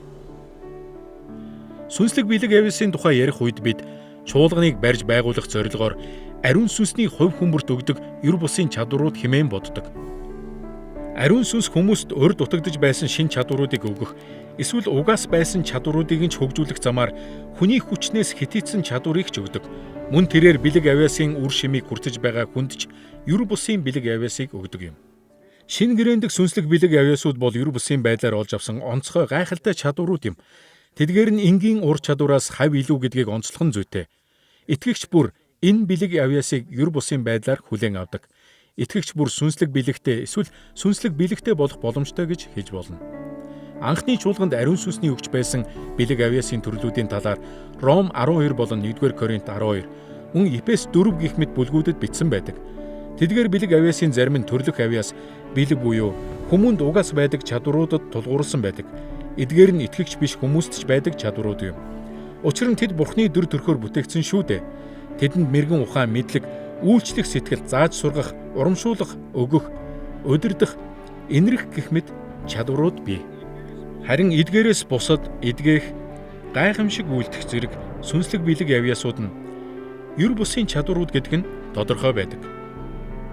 Мөн иш үзүүлэх, хэлээр ярих, хэлнүүдийг орчуулах, сүнснүүдийг ялгах гэх мэт хүний төрлөх болон ер бусын чадваруудын хооронд орших чадварууд ч мөн бий. Бүх Христ итгэгчид ариун сүнс чуулгандаа ер бусын бэлэг авьяасыг өгдөг гэдгийг хүлээн зөвшөөрдөг. Гэхдээ хүлээн зөвшөөрч байгаа гэдэгт аль талаараа ялгаатай ойлголтууд ч мөн бий. Зарим сүм чуулганууд сесашионист буюу сүнслэг бэлгүүд байха болсон гэдэг үзлийг баримталдаг. Тэд орчин цагт ариун сүнс зөвхөн хүний төрлөх чадвартай нийцэх бэлэг авьяасыг л өгдөг болсон гэж итгэдэг. Өөрөөр хэлбэл энэ нь ер бусын бэлэг авьяасууд нь ч Илч нарын үеэс хойш эсвэл бичвэрийн канон бүрдэж дууссан цагаас хойш зогссон гэдэг үзэл юм. Харин бусад чуулганууд контишионист буюу сүнслэг бэлгүүд үргэлжлэн оршсоор байгаа гэсэн байр суурийг баримталдаг. Тэд ариун сүнс шинэ гэрээнд дурдгдсан бэлэг авьяасуудыг одоо ч өгсөөр байдаг гэж итгэдэг. Гэхдээ энэ үзэл дотроо Христ итгэгч бүр ямар бэлэг авьяасыг хүлээн авч болох талаар олон өөр үзэл баримталтай байдаг. Туйлын ялгаатай энэ хоёр үзлийн хооронд дундыг баримталдаг олон янзын үзлүүд мөн бий. Дундыг баримталдаг чуулганууд нь ариун сүнс өөрөө хүсэх юм бол ер бусын бэлэг авьяасуудыг одоо ч өгнө гэж итгэдэг. Гэвч ариун сүнснээс чуулгандаа тэр бүх төрлийн бэлэг авьяасаа өгөх ёстой гэж заавал шаарддаггүй. Тэдгээр чуулганууд ариун сүнс өөрийн хүссэн үедээ хүснээ өгөх эрх чөлөөтэй гэдгийг илүү чухалд тооцдог гэсэн үг. Ямар тач эдгээр үзэл баримтлууд нь бүгд л ариун сүнс чуулганыхаа сайн сайхны төлөө зарим нэг бэлэг авьяасаа өгсөөр байгаа гэдэгт ямар нэг хэмжээгээр итгэж байгаагаараа адил юм. Сүнслэг бэлэг авьяас бол Бурхны хүч чадал бөгөөд тэдгээр нь бүхэлдээ түүний хүмүүсийн төлөө байдаг. Өөрөөр хэлбэл эдгээр бэлэг авьяас нь хүний хувийн хүсэл сонирхлыг хангах, цаашлаад хувийн сүнслэг өсөлтийг нь дэмжихийн төлөө өгөгддөггүй. Харин чуулганы үйлчлэлийг хүчрхэгжүүлж хүмүүсийг нь Христ дотор төлөвшөлтөнд туслах зорилготой. Энэ тухай бид Ром 12-ын 4-өөс 5, 1-р Коринт 12-ын 7, Эфес 4-ийн 7-оос 16 гэх мэт ишлэлүүдээс харж болно. Тэдгээрээс 1-р Коринт 12-ын 7-р ишлэгийг жишээ болгон харцгаая. Паул энд нийтийн тусын тулд сүнсний илэрлийг хүн тус бүрд өгсөн аж гэжээ. Энэ ишлэл Паулын хэлснээр сүнслэг бэлгүүд нь чуулганы тусын тулд өгөгддөг гэжээ. Бэлэг авьяасыг хүлээн авсан итгэгчид тэр бэлэг авьяасынхаа үр шимийг хүртэж болох юм. Гэхдээ гол зорилго нь чуулганы төлөө л байдаг. Бэлэг авьяасууд бол ариун сүнс чуулганаа барьж байгуулахын тулд ашигладаг. Түүний хүч чадлынханд бүтээлч үйл хэрэг юм. Бэлэг авьяасуудыг эрен хайж хөгжүүлж Христийн бие буюу чуулган дотор ашиглах ёстой гэдгийг бид бүхэн андахгүй сайн мэдэх үзье. Сүнслэг бэлгүүд нь хэн нэгэн ганцаараа л үр шимийг нь хүртдэг байхаар өгөгддөггүй. Харин энэ нь бүлэг хүмүүсийг, бүлэг итгэгчдийг буюу Есүс Христийн чуулганыг барьж байгуулахын төлөө л өгөгдөг юм. Сүнсний бидэнд өгдөг сүнслэг бэлгүүд нь чуулганыг бэхжүүлэн, чуулганыг барьж байгуулж, Христ итгэлийн үйлчлэлийг хийж бие биеэ зоригжуулан, агуу тушаалыг биелүүлэхийн төлөө бидэнд өгөгдсөн юм. Бидний өнөөгийн хамгийн чухалчлаад байгаа хэлээр ярих, иш үзүүлэх зэрэг харизматик асуудлууд нь үнэндээ Библиэс харах юм бол хамгийн чухал нь байгаагүй. Бид сүнслэг билгүүдэд хандахдаа шинэ гэрээний хандлагыг л баримталмаар байгаа юм. Энэ нь биднийг тайтгаруулж шинэ гэрээний үе эхэлсэн гэдгийг харуулдаг. Мөн хүн бүрийн дотор хийгддэг хамтын нэгдлийн дунд хийгддэг. Сүнсний ажил үйлчлэл нь дэлхий дээрх чуулганы үйлчлэлийг урагшлуулж байдаг. Үүнийг ойлгоснороо бид энэ дэлхий дээр амьдрах хугацаанд өөрийн амьдрал цаашлаад чуулганы хамтын амьдралдаа юунд анхаарах ёстойг мэдэж авах болно. Ингээд бид ариун сүнс бүтээлч хүч чадлаа байгаль дэлхий дээр болон сүнслэг билгүүдийг өгөхдөө хэрхэн ашигладаг тухай үзлээ. Одоо түүний хүч чадал итгэгч бүрийн сүнс зүрх сэтгэлийг хэрхэн өөрчлөн шинчилдэг тухай хамтдаа харцгаая. Хүн төрлөختөн анх төрөгтөл сүнсний хувьд өхмөл байдаг хэмээн бичвэр заадаг. Ром 5:12-оос 19-р ишлэлд бид Адамын нүглийн улмаас гин буруутай болсон тул үхэх ялтай гэдгийг тодорхой өгүүлдэг. Тиймээс биднийг энэ гачлантай байдлаас аврахын тулд ариун сүнс Бурхны өмнө бидний сүнсэнд ам өгч шинэ амьдралтай болгодог. Энэ шинэ амьдралыг Библиэд шинчлэгдэх, дахин төрөх гэж хэлдэг. Иохан 3:3-8, Тит 3:5, 1-р Иохан 5:1-18 зэрэг өөр олон ишлэлээс бид дахин төрөлтийн тухай уншиж болно.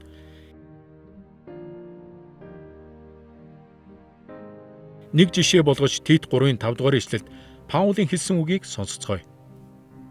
Энд тэр биднийг зөвтөөр үйлдсэн үлсээр минь бус харин өршөөлийнхөө дагуу шинэтгэлийн угаал ба ариун сүнсний шинчлэлээр аварсан юм гэжээ.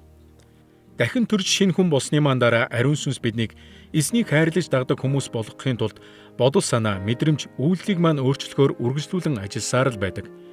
Шинэ гэрээнд Ром 8:1-16, 1-р Коринт 12:3, Галаат 5:16-аас 25, мөн Филиппой 2:13 зэрэг ишлэлүүдэд энэ тухай бичсэн байдаг.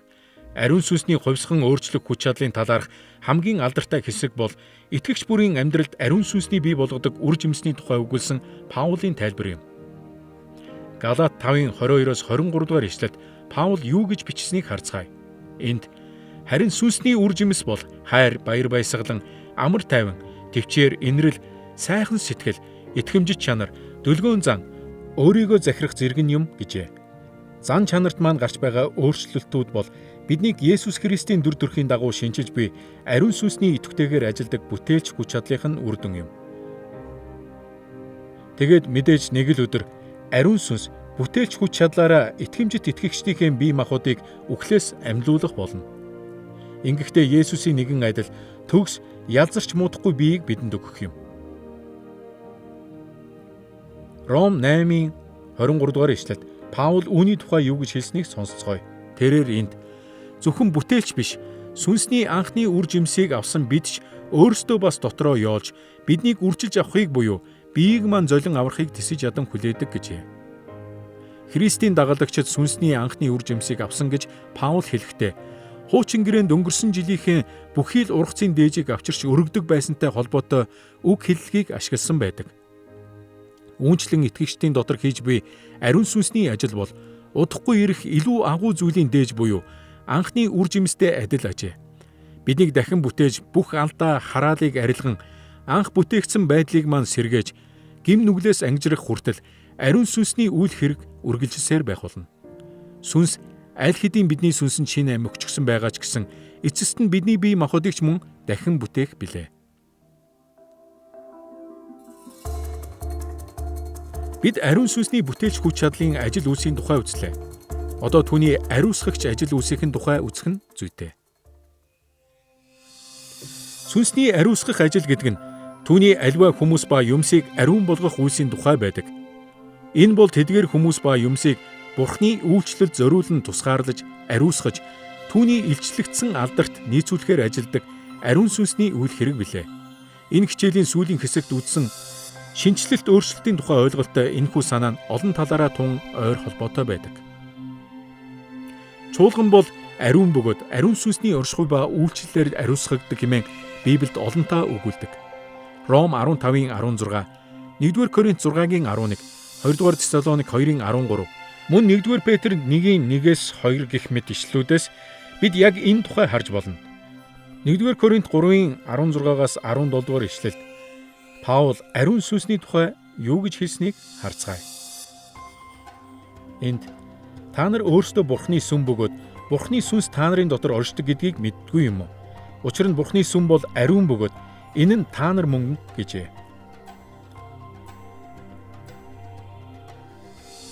Хуучин гэрээний сүм бол газар дэлхий дээрх Бурхны онцгой оршихуй дотор нь оршдог газар байсан юм. 2-р Шестер 6-гийн 1-р ишлэлд Соломон хааны тунхагласнаар энэ бол Бурхны газар дэлхий дээр орших өргөө гэж. Гэхдээ шинэ гэрээнд Бурхан сүм чуулганы дотор оршин байхаа болсон. Харин оронд нь ариун сүнс чуулганыг шинэ сүм чуулган болгон ариусгасан. Үүнтэй адил санааг Эфес 2-ын 22-р ишлэлд тодорхой хэлсэн нь бий. Мөн үүнийг бичвэрийн өөр олон хэсэгт дэмжсэн байдаг. Түүнчлэн ариун сүнс итгэгч хүн бүрийн дотор оршсноор тэднийг ариусгаж байдаг гэжээ. Энэ бол ариун сүнс итгэгчдийн зүрх сэтгэлд оршдог гэсэн утгатай юм. Ийхүү итгэгчдийн дотор оршдог гэсэн санаа нь Ром 8:9-16, 1-р Коринт 6-гийн 19, 2-р Тимот 1-14, Яков 4-5 гэх мэт бичвэрийн олон хэсэгт дурддагдсан байдаг.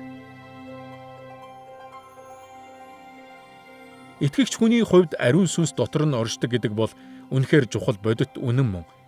Бурхан хүмүүсийн дотор ажиллаа хийж тэднийг Христ доторх шинэ бүтээл болгох үед ариун сүнс тэдний амьдралыг хариуцаж явдаг.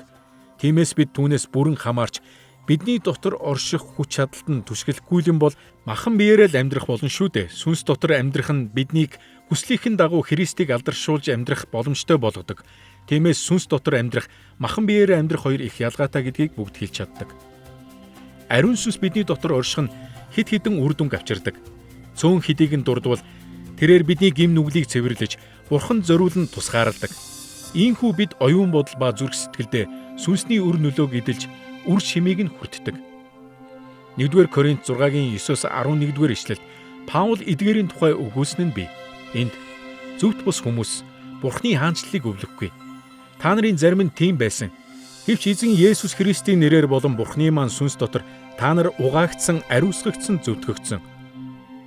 Ариун сүнсний ариусгах ажлын үр дүнд итгэгчид цэвэр ариун болж Бурханд зориулан тусгаарлагддаг.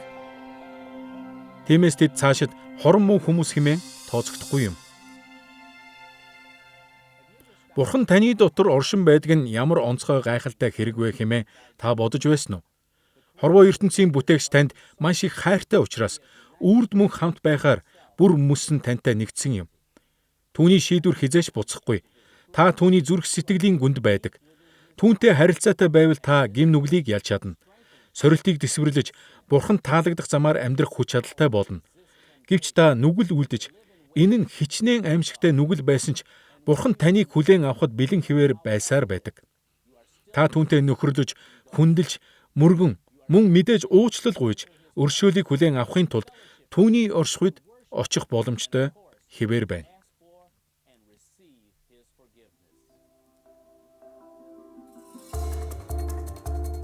Энд хүртэл бид ариун сүнсний бүтээлч хүч чадал болон ариусгадаг ажлынхын тухай авч үзлээ. Тиймээс одоо бид түүний бурханлаг нэгүслээрээ хэрхэн засагладаг тухай үзэхэд бэлэн боллоо. Бид ариун сүнсний бидэнд өгдөг 3 төрлийн нэгүслийн тухай ярих болно. Эдгээр нь нийтлэг нэгүсэл, гэрээний нэгүсэл, мөн авралын нэгүсэл юм. Ингээд нийтлэг нэгүслийн тухай эхлээд үзье. Нийтлэг нэгүсэл бол итгэдэг эсгээс нь үл хамааран бүх хүн төрлөختөнд үзүүлж үр өгөөжийг нь хүртээж байдаг Бурхны хүлцэнгүй байдал юм. Ариун сүнс энэ нийтлэг нэгүслээ хүмүүрд эн тэнцүү хүртээдэггүй. Харин тэр өөрийн хүсэл төлөвлөгөөний дагуу эн тэндгүү ажиллаа хийдэг гэж болно. Жишээ нь ариун сүнс энэ дэлхийн гим нүглийг хэрхэн хязгаарлан барьж байгаагаас бид тэрхүү нийтлэг нэгүслийг нь харж болно. Ром 8:1-8 дугаар ишлэд Паулийн заасанчлан гим нүгэлд унсан үл итгэгчид нүгэлтэд захирагддаг. Тэд Бурхантай дайсагнаж гим нүглийг хайрладаг төрлөх чанартай. Паул Ром 7-8 дугаар бүлгийн туршид ариун сүнс энэ дэлхий дээрх нүгэлтэд тэмцэн тулалддаг тухай өгүүлсэн байдаг. Энэ нь тэрээр итгэгчдийг шинчилсэний дараа зүрх сэтгэлд нь хэрхэн ажиллагтай нь ижил юм. Хэдийгээр ариун сүнс үл итгэгчдэд энэ агуу ёроолоо үзүүлдэгвч гим нүглийг хязгаарлан барьж байдаг учраас л итгэгч биш хүмүүс хийж болох бүхий л аимшигт гим нүглийг үлддэггүй гэдэг нь үнэн юм. Итгэгч биш байсан ч мэдлэг ойлголт эзэмшиж олж авсан мэдлэгээрээ сайныг үлдэх боломжтой байдаг нь түүний энэ дэлхийд үзүүлдэг нийтлэг нэгүслийн бас нэг тал мөн.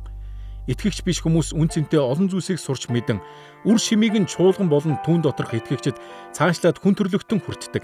Хин нэгэн ач тус бүхий ямар нэг зүйлийг олж нээх бүрд тэрхүү мэдлэг нь ариун сүнснээс өгөгдөг өгөөмөр бэлэг байдаг билээ. Манай эртний 1509-1564 онд амьдарч байсан алдарт протестант шинжлэгч Жон Кальвин ариун сүнсний өгдөг мэдлэгийн нийтлэг бэлгийн талаар Христ итгэлийн институт гэдэг номынхон 2 дугаар бот 2 дугаар бүлэг 15-аас 16 дугаар хэсэгт тайлбарлсан байдаг. Түүнийг юу гэж бичсэнийг хамтдаа сонсцгоё. Энд Бурханд итгэдэггүй энэ дэлхийн зохиолчдын бүтээлүүдийг харах бүрд тэдний бичсэн зүйлсээс биширмээр үнний гэрэл засран буйг хардаг. Хэдий гим нүгэлд унаж бүрэн бүтэн байдлаа алдаж гажуутсан ч гэлээ хүмүүний оюун ухаан хизээч бөхөөгүй бөгөөд Бурхны онцгой бэлгүүдээр хувцаслан гойж тэтгэгдсэн хിവэр байгааг ойлгодог. Хэрэг бид Бурхны сүнсийг үнний ундраг гэж үзэж байгаа бол энэхүү үннийг харах бүрдээ үгүйсгэгч үгүй, үл тоомсорлагч үгүй. Зөвхөн Бурхны сүнсийг үл хүндлэх гээгүй л бол шүү дээ. Их эзэн биднийг физик, гүн ухаан, математик зэрэг бурханлаг биш хүмүүсийн олж нээж бүтээсэн өөр олон мэдлэг ухааны ашиг шимийг хүртээсэй гэж хүссэн юм бол бид хүртгэн зүйтэй юм. Бичээсээр олон газар ариун сүнс энэхүү хоёр дахь төрлийн нэгүслийг үзүүлж байгаа нь харагддаг бөгөөд үүнийг гэрээний нэгүсэл гэдэг. Бичвэрийн олон хэсгээс ариун сүнсний өгдөг хоёр дахь төрлийн нэгүслийн тухай харж болдог. Үүнийг заримдаа гэрээний нэгүсэл гэж нэрлэдэг. Гэрээний нэгүсэл нь өөрийн гэрээт ард түмний нэг хэсэг болох бүх хүмүүс төдийгүй жинхэнэ итгэгч биш хүмүүст ч Бурхны хүртээдэг үр өгөөж хүлцэнгүй байдлыг хэлдэг. Хуучин гэрээнд Израиль нь Бурхны гэрээний ард түмэн байсан. Учир нь үндэстэн бүхэлдээ Авраам, Мөсе, Давид нартай байгуулсан Бурхны онцгой гэрээний дор байлаа. Харин шинэ гэрээний хувьд Бурхны гэрээний ард түмэн бол харагдах сүм чуулган билээ. Үүнд чуулгантай нэгцэн л бол жинхэнэ итгэгч биш хүмүүс ч багтдаг. Бурхны гэрээний нэгүсэл бол нийтлэг нэгүслээс нь хав илүү бэлхам их бөгөөд хүлцэл өршөөлөөр дүүрэн байдаг. Жишээ нь эртний Израильчууд Бурханд итгэмжгүй байж түүний эсрэг аимшигт нүгэл үйлцэн ч Бурхан тэдэнд маш төвчээртэй өршөөнгүй ханддаг байсан. Бурхан Израильтай гэрээ байгуулсан учраас тэднийг үндэстнээр нь устгалгүй харин итгэмжит үлдгэсдийг үргэлж хадгалан хамгаалж байлаа. Ром 11:1-5 дугаар ишлэлд Паул энэ тухай тодорхой хэлсэн байдаг. Үгээр зогсохгүй Бурхны гэрээний улмаас эртний Израильд байсан Бурханд итгэдэггүй хүмүүс хүртэл өрөөгдсөн. Египтээс гитлэн гарсан түүхээс үүний хамгийн гайхамшигтай жишээг харж болно. Гитлэл 2:23-аас 25 дугаар ишлэлд Мөсе юу гэж бичсэнийг харцгаая. Энд Израилийн хөвгүүд боолчлоос болж шүүрс алдан орилжээ. Боолчлоос болж тусламж гуйсан тэдний хашгираан Бурханд хүрлээ. Бурхан тэдний yoолох дууг сонсоод Авраам, Исаак, Яаковтай байгуулсан гэрээгээ санав. Бурхан Израилийн хөвгүүдийг харжээ. Тэгээд Бурхан тэдэнд санаа тавив гэжээ. Бурхан яагаад Израильд анхаарал тавьж тэднийг аварсныг анзаарав? Тэд Бурханд итгэмжтэй байсан учраас биш, харин Бурхан тэдний өвөг дээдэс Авраам, Исаак, Яаков нартай байгуулсан гэрээнд нь багтсан учраас тэднийг аварсан. Өнөөдөрч бас чуулганд яг адилхан зүйл болдог. Жишээ нь чуулганд хамрагдаж байгаа хүн бүрд сайн мэдээг сонсож гэмээсээ ухрах боломж байсаар л байдаг. Тэд Бурханы чуулгандаа өгдөг бүхий л ёроолыг хамт хуваалцдаг. Үнэн дээр чуулганд байгаа итгэгч биш хүнч сүнслэг бэлгүүдийн үр шимийг хүртдэг гэдгийг бид Еврэ 6-гийн 4-6 дугаар ишлээс харж болно. Еврэ 10-29 дугаар ишлэлд үл итгэгчид итгэмжгүйгээсээ болж сүнсний нэгүслийг доромжилдог гэж хэлсэн нь ийм учиртай. Чуулганд итгэгч биш янз бүрийн хүмүүс байдаг шүү дээ. Итгэгч биш хүмүүс зүгээр л Христ итгэгчдийн дунд байхдаа л үр өгөөж хүртдэг гэж би хэлмээр байна. Энэ бол сайн зүйл. Үүгээр дамжуулан Бурхан юу хийдгийг бид таашгүй. Гэвч тэнд байгаа нь сайн зүйл юм.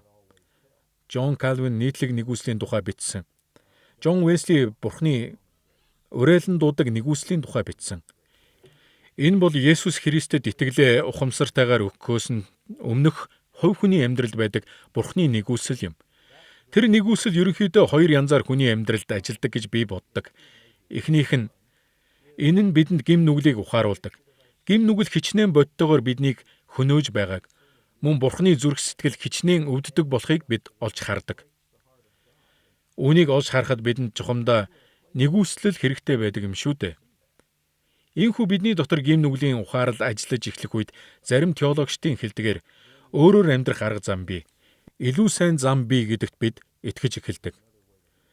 Тиймээс ялангуяа аврагдаж амжаагүй байгаа хүн амьдралыг энэхүү өнцгөөс харж итгэж эхлэхэд Бурхан тэдний амьдралд нь ажиллаа хийж эхэлдэг гэж би боддог.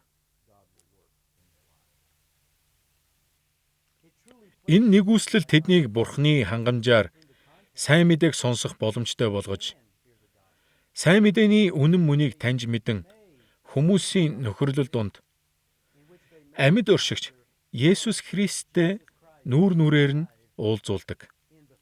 Тиймээс энэ бол Бурханы хэмжээшгүй эрх мэдэл дотор байдаг. Учир нь энэ нь хэн нэгнийг аврагдахаас нь өмнө сүм чуулганы амьдралд авчирснаар сайн мэдээг хүлээн авахд хөтөлдөг түүний арга зам байж ч болох юм. Эцэст нь ариун сүнсний үзүүлдэг 3 дахь төрлийн нэгүслийг ихэнх теологчид авралын нэгүсэл гэж нэрлэдэг.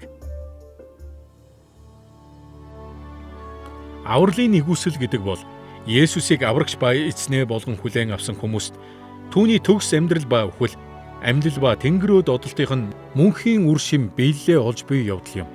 Итгэгч бүр ариун сүнснээс энэхүү авралын нэгүслийг хүлээн авдаг. Ариун сүнсний өгдөг авралын нэгүслийн үр дүнд хүлээн авсан өрөөлүүд нь Есүс Христийн үйл хэрэгт үндэслэн бидэнд хэдийнэ зориулагдсан байдаг. Гэхдээ ариун сүнс өгөхөөс нааш бид тэдгээр өрөөлүүдийг хүлээн авч чадахгүй. Тэдгээр өрөөлүүдээс хамгийн тод томруу нь ариун сүнсний бидний сүнсэнд өгдөг шин амьдралаар бий болдог шинчлэлт, өөрчлөлт юм. Ийхүү бид дахин төрдөг. Энэ талаар бид Иохан 3:5-аас 8, Ром 8:2-оос 11, мөн Тит 3:5 зэрэг багц ишлэлүүдээс харж болно. Нүглийн гимшил ба уучлал, зөвтгөл зэрэг нь мөн л ариун сүнс бидэнд өгдөг авралын нэгүсэл гэдгийг бид Захария 2:10, 1-р Коринт 6:11, мөн Тит 3:5-аас 8 зэрэг ишлэлүүдээс хардаг. Шинэ гэрээнд 2-р Тесалоник 2:13 болон Тит 3:5 ишлэлдэр ариун сүнс бидэнд авралыг бүхэлд нь биелүүлдэг гэж хэлсэн байдаг.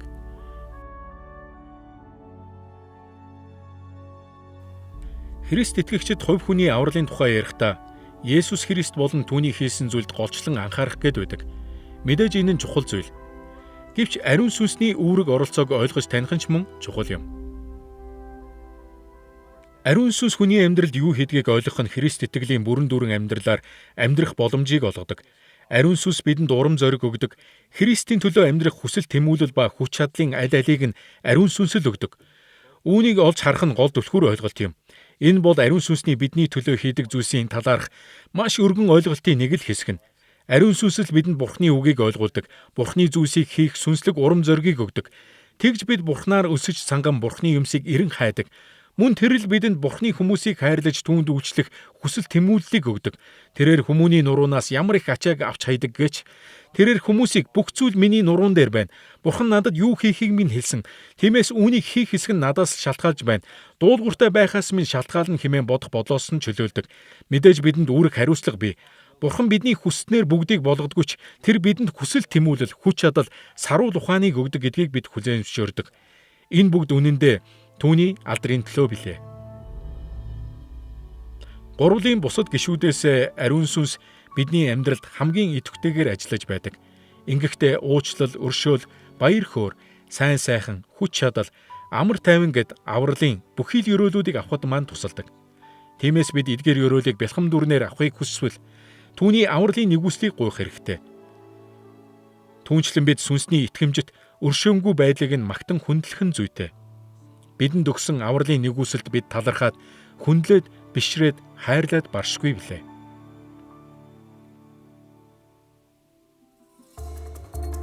Ингээд бид ариун сүнсний бүтээлч хүч чадал ариусгал нэгүслэгийн тухай үзэж судлаа.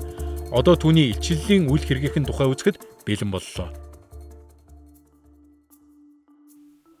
Ариун сүнсийг ихэнхдээ гурвын илчлэл, гэрчлэл, ойлголтын гол төлөөлөгч Бодгал хэмээн тодорхойлдог. Иохан 14:26, 1-р Коринт 2:4-10, Эфес 3:5 зэрэг өөр олон ишлэлээс бид энэ тухай харж болно. Үнэн дээр сүнс ба илчиллэл нь хоорондоо маш нэгт холбоотой байдаг тул ариун сүнсийг үнний сүнс гэж нэрлсэн байдаг. Энэ талаар Иохан 14:17, 15:26, мөн 16-гийн 13 зэрэг ишлэлд бий. 1-р Иохан 5:6 дугаар ишлэлд Иохан ийхүү хэлжээ. Тэрээр энд сүнс бол үнэн юм гэжээ. Үүнчлэн Эфес 1:17 дээр Паул сүнсний үүргийг дүгнэн хэлсэн нь бий. Энд мэргэн ухаан хийгээд итгэлийн сүнс гэжээ.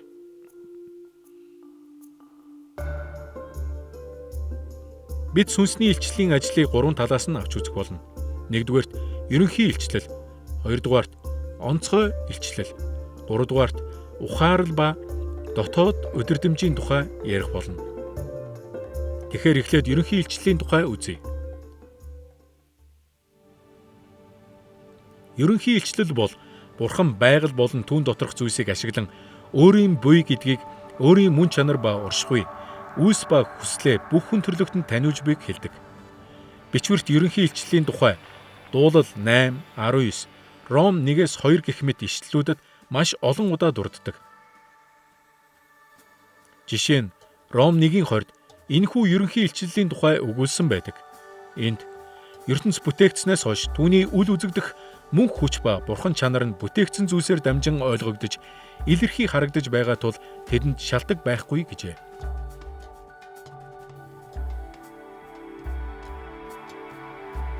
Ерөнхий илчлэл нь байгаль дэлхий дэх ариун сүнсний бүтээлч хүч чадлаар дамжуулан өгөгддөг.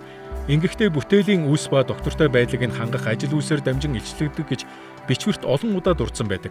Эдгээр бүх ажлууд нь сүнсний өөрийнх нь хүсэл мөн чанараас урсан гарсан юм. Тиймээс байгаль дэлхийгээс бид түүний гарын үсийг харахтаа түүний мөн чанар, хүсэл зоригийг ойлгох учиртай. Ариун сүнс өөрөө элчин сайдан тул ерөнхий илчлэлдэх үүрэг оролцоо нь үнэхээр чухал, юугаарч сольшгүй юм. Тэрээр Бурхны хуулийг буюу бидний хэлдгээр байгалийн хуулийг сахин хамгаалах ажилд оролцсоор байна. Энэ бол ариун сүнсний бүх хүнд ялгалгүй өгдөг илчлэл юм. Энэ нь мэдээж бидний онцгой илчлэл гэж нэрлэдэг илчлэлээс ялгаатай байдаг. Онцгой илчлэлээр бид Есүсийг аврагч ба эзэн гэдгийг мэддэг. Учир нь тэрээр бидний зүрх сэтгэлд гүн гүнзгий ажиллаа хийдэг. Харин ерөнхий илчлэлийн тухайд энэ нь Бурхны бүх бүтээлд илчлэгддэг гэсэн үг. Тэнгэр нь Бурхны сүр жавхлан тунхагладаг гэж Бурхан бидэнд хэлдэг. Тиймээс Бурхны хүч чадал, мэргэн ухаан, сайн сайхан бүх бүтээлийн дотор бидний эргэн тойронд хаасайгүй байгааг бид бэлхнээ харж болдог. Ариун сүнс Бурхны илчлэлүүдийг хүчрхэг арга замаар бидэнд таниулдаг. Иймээс бид бүтээгчтэйгээ л уулзраа олох хэрэгтэй болдог.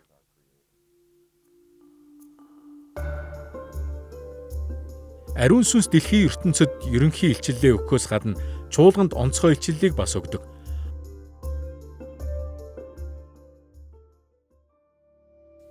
Онцгой илчлэл гэдэг бол Бурхны өөрийнх нь шууд оролцоог хэлдэг. Өөрөөр хэлбэл энэ нь хүн төрлөختний тодорхой хэсэгт өөрийнхөө илч төлөөлөгчөөр дамжуулан өөрийн оршин буйг болон мөн чанар, ажил үүс ба хүсэл зоригоо мэдүүлж буй явдал юм.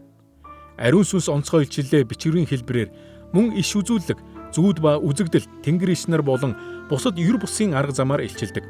Онцгой илчлэл нь нэн ялангуяа Бурхны авралын саналыг хүлээн авч буй онцгой хүмүүст анхлан өгөгдсөн байдаг. Хуучин гэрээнд онцгой илчлэлийг ихэвчлэн Авраам болон түүний үр удамд өгсөн байдаг. Харин шинэ гэрээний үед энэ нь чуулганд өгөгдсөн. Сүнслэг билгүүдийн адил онцгой илчлэл нь өөрчлөн шинжлэх болон итгэлийг барьж байгуулах зэрэг Бурхны хүмүүсийн ашиг тусын төлөө байдаг.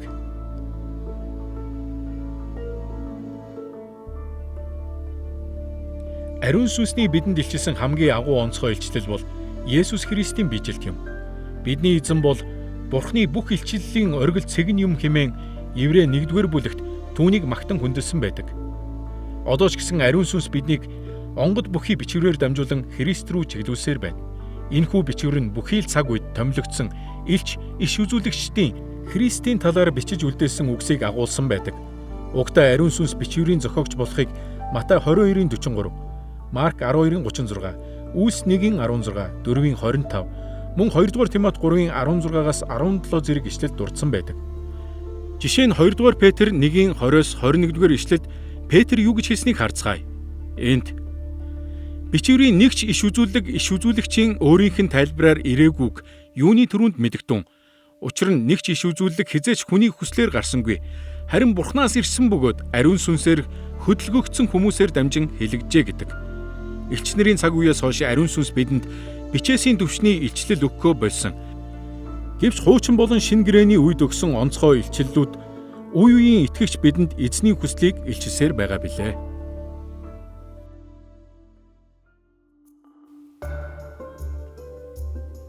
Гуравдугаарт ерөнхий болон онцгой илчлэлээс гадна ариун сүнс хувь хүний зүрхэнд гэрлээ тусгаж ухаарал ба дотоод өдөрдөмж чиглүүлгээ өгч байдаг.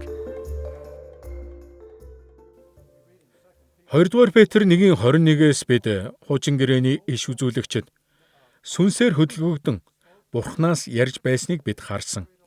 Энэ нь чуулганд өгөгдсөн ариун сүнс бидэнд иш үзүүлэгдэх үгсийг ойлгоход гэрлээ тусган чиглүүлнэ гэсэн үг юм. Цоон шин илчлэл гэж байхгүй. Гэхдээ одоо байгаа илчлэлүүдийг ойлгохын тулд бидэнд Бурхны сүнсний гэрэл ба хүч чадал хэрэгтэй билээ. Ариун сүнсний гэрэл буюу ухаарал гэдэг нь юун түрүүнд Есүс бол Месая юм гэдгийг ойлгож буй таньж мэдхэн ойлголт мэдлэг бүхий дээрээс илчлэгддэг бэлэг юм. Матай 16-гийн 17 дугаар ишлэлд Петр яг ийм ухаарал ойлголтыг авсан байдаг. Дотоод өдөрдөмж гэдэг нь юуны өмнө сэтгэл хөдлөл ба зүн мэдрэмжийн шинжтэй мэдлэг ойлголт бүхий дээрээс өгөгддөг бэлэг юм. Бурхан биднээр ямар нэгэн онцгой зүйл хийлгэх гэж байгааг мэдрэх, ухаарах зэрэг нь үүнд бас багтана. Ухаарал ба дотоод чиглүүлэг хоёрыг Библиэд тэр бүр тодорхой ялгаж бичээгүй байдаг. Ихэнхдээ Библиэд энэ хоёрыг хоёуланг нь хамруулсан байдаг. 1-р Коринт 2:9-16, Эфес 1:17, Колосе 1:9, мөн 1-р Иохан 2:27 зэрэг ишлүүдээс бид энэ тухай уншиж болно.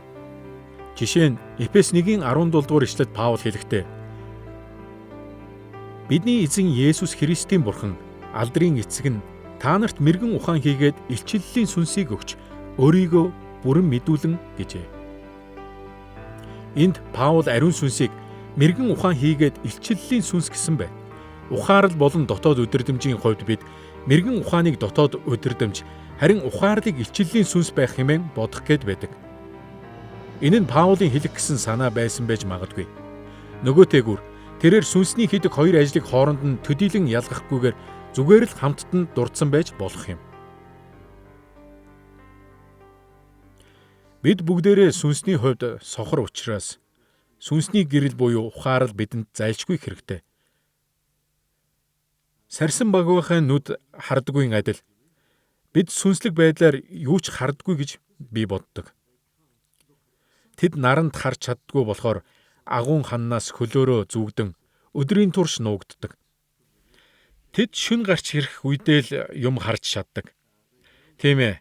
Бид яг л сарсан багвахаа өдрийн цагаар агууд нуугддаг шиг л байдалтай байдаг. Бурхан гэрлээ тусган гэрэлтүүлж байна. Гэвч гим нүгэл бидний сүнслэг чадваруудыг замхруулсан учраас бид Бурханыг харж үгийг нь ухаарах боломжгүй байдаг. Бурхан байдаг гэдгийг бид бүдэг бадагхан харж болох ч Библиэд тушаал заавар амлалтууд нь бидний төлөө байдаг гэдгийг ойлгодоггүй.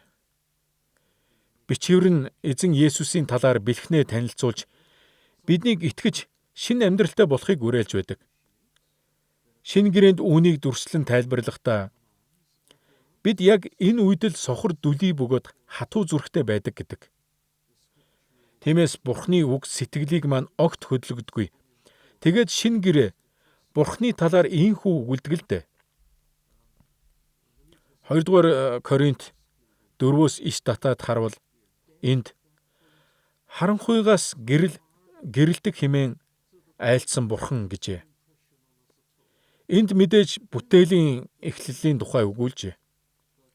Тэгээд үргэлжлүүлэн Бурхан бол Христийн царайн дах Бурхны алдрын мэдлэгийн гэрлийг өгөхөөр бидний зүрхэнд гэрэлцэн нэгэн мөн гэсэн байна. Үүнийг л ариун сүнс гэрлээ тусгах буюу сүнсний ухаарал гэд байгаа юм шүү дээ. Энэхүү ухаарал бидэнд өгөгдөх үед Бид Христийг сүнслэгээр харж түүний бодит гэдгийг ялган таньж тэрээр биднийг өөр рүүгээ дуудаж байгааг сонсож ухаарч ойлгодог билээ. Ухаарл ба дотоод өдөрдмж нь ариун сүнс өөрийн илчилсэн үннийг хүмүүстэй ойлгуулахын тулд ашигладаг ердийн л арга хэрэгсэл нь юм. Тиймээс түүний бидний амьдрал дах энэ үйлчлэлийн ашиг тусыг хүртэхийн тулд бид 3 зүйлийг хийж болно. Нэгдүгээрт бид Библийг судлах үед ариун сүнс бидний ойлголтыг үргэлж удирдан чиглүүлэх болно гэдгийг мэдэж өөрсдийгөө зориулах. Хоёрдугаарт бид ариун сүнсний зөвлөгөө, мэрэгэн ухаан, ойлголт, мөн дуулууртай байх хүслийг тасралтгүй гуйснараа залбиралд өөрсдийгөө зориулж чадна. Гуравдугаарт бид сүнсний зааж буй үнний дагуу амьдрахаар шийдснээр зөвхт ариун амьдралд өөрсдийгөө зориулах нь юм.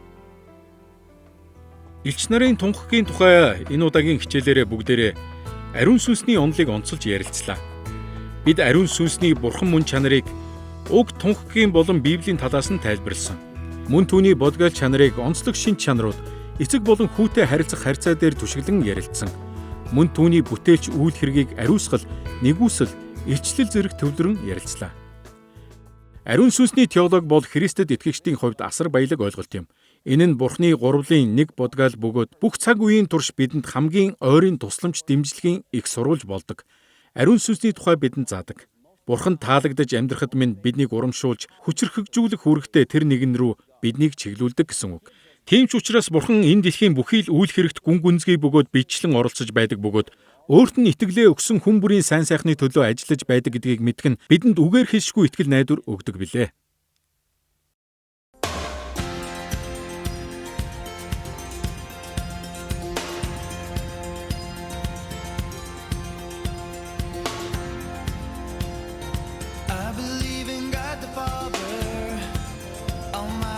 Of heaven and maker of earth, and in Jesus Christ his only begotten Son, our Lord. He was conceived by the Holy Spirit, born of the Virgin Mary, suffered under Pontius Pilate. He was crucified and dead and buried, and I believe what I believe. It's what makes me what I am. I did not make it, no, it is making me. It is the very truth of God, not the invention of any man.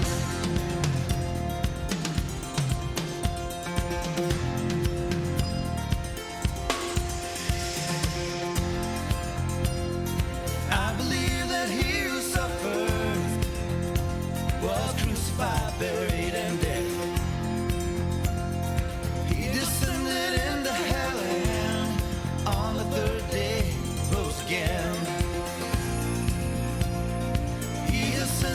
Heaven, where he sits at God's mighty right hand. I believe that he's returning to judge the quick and the dead and the sons of men. And I believe what I believe. It's what makes me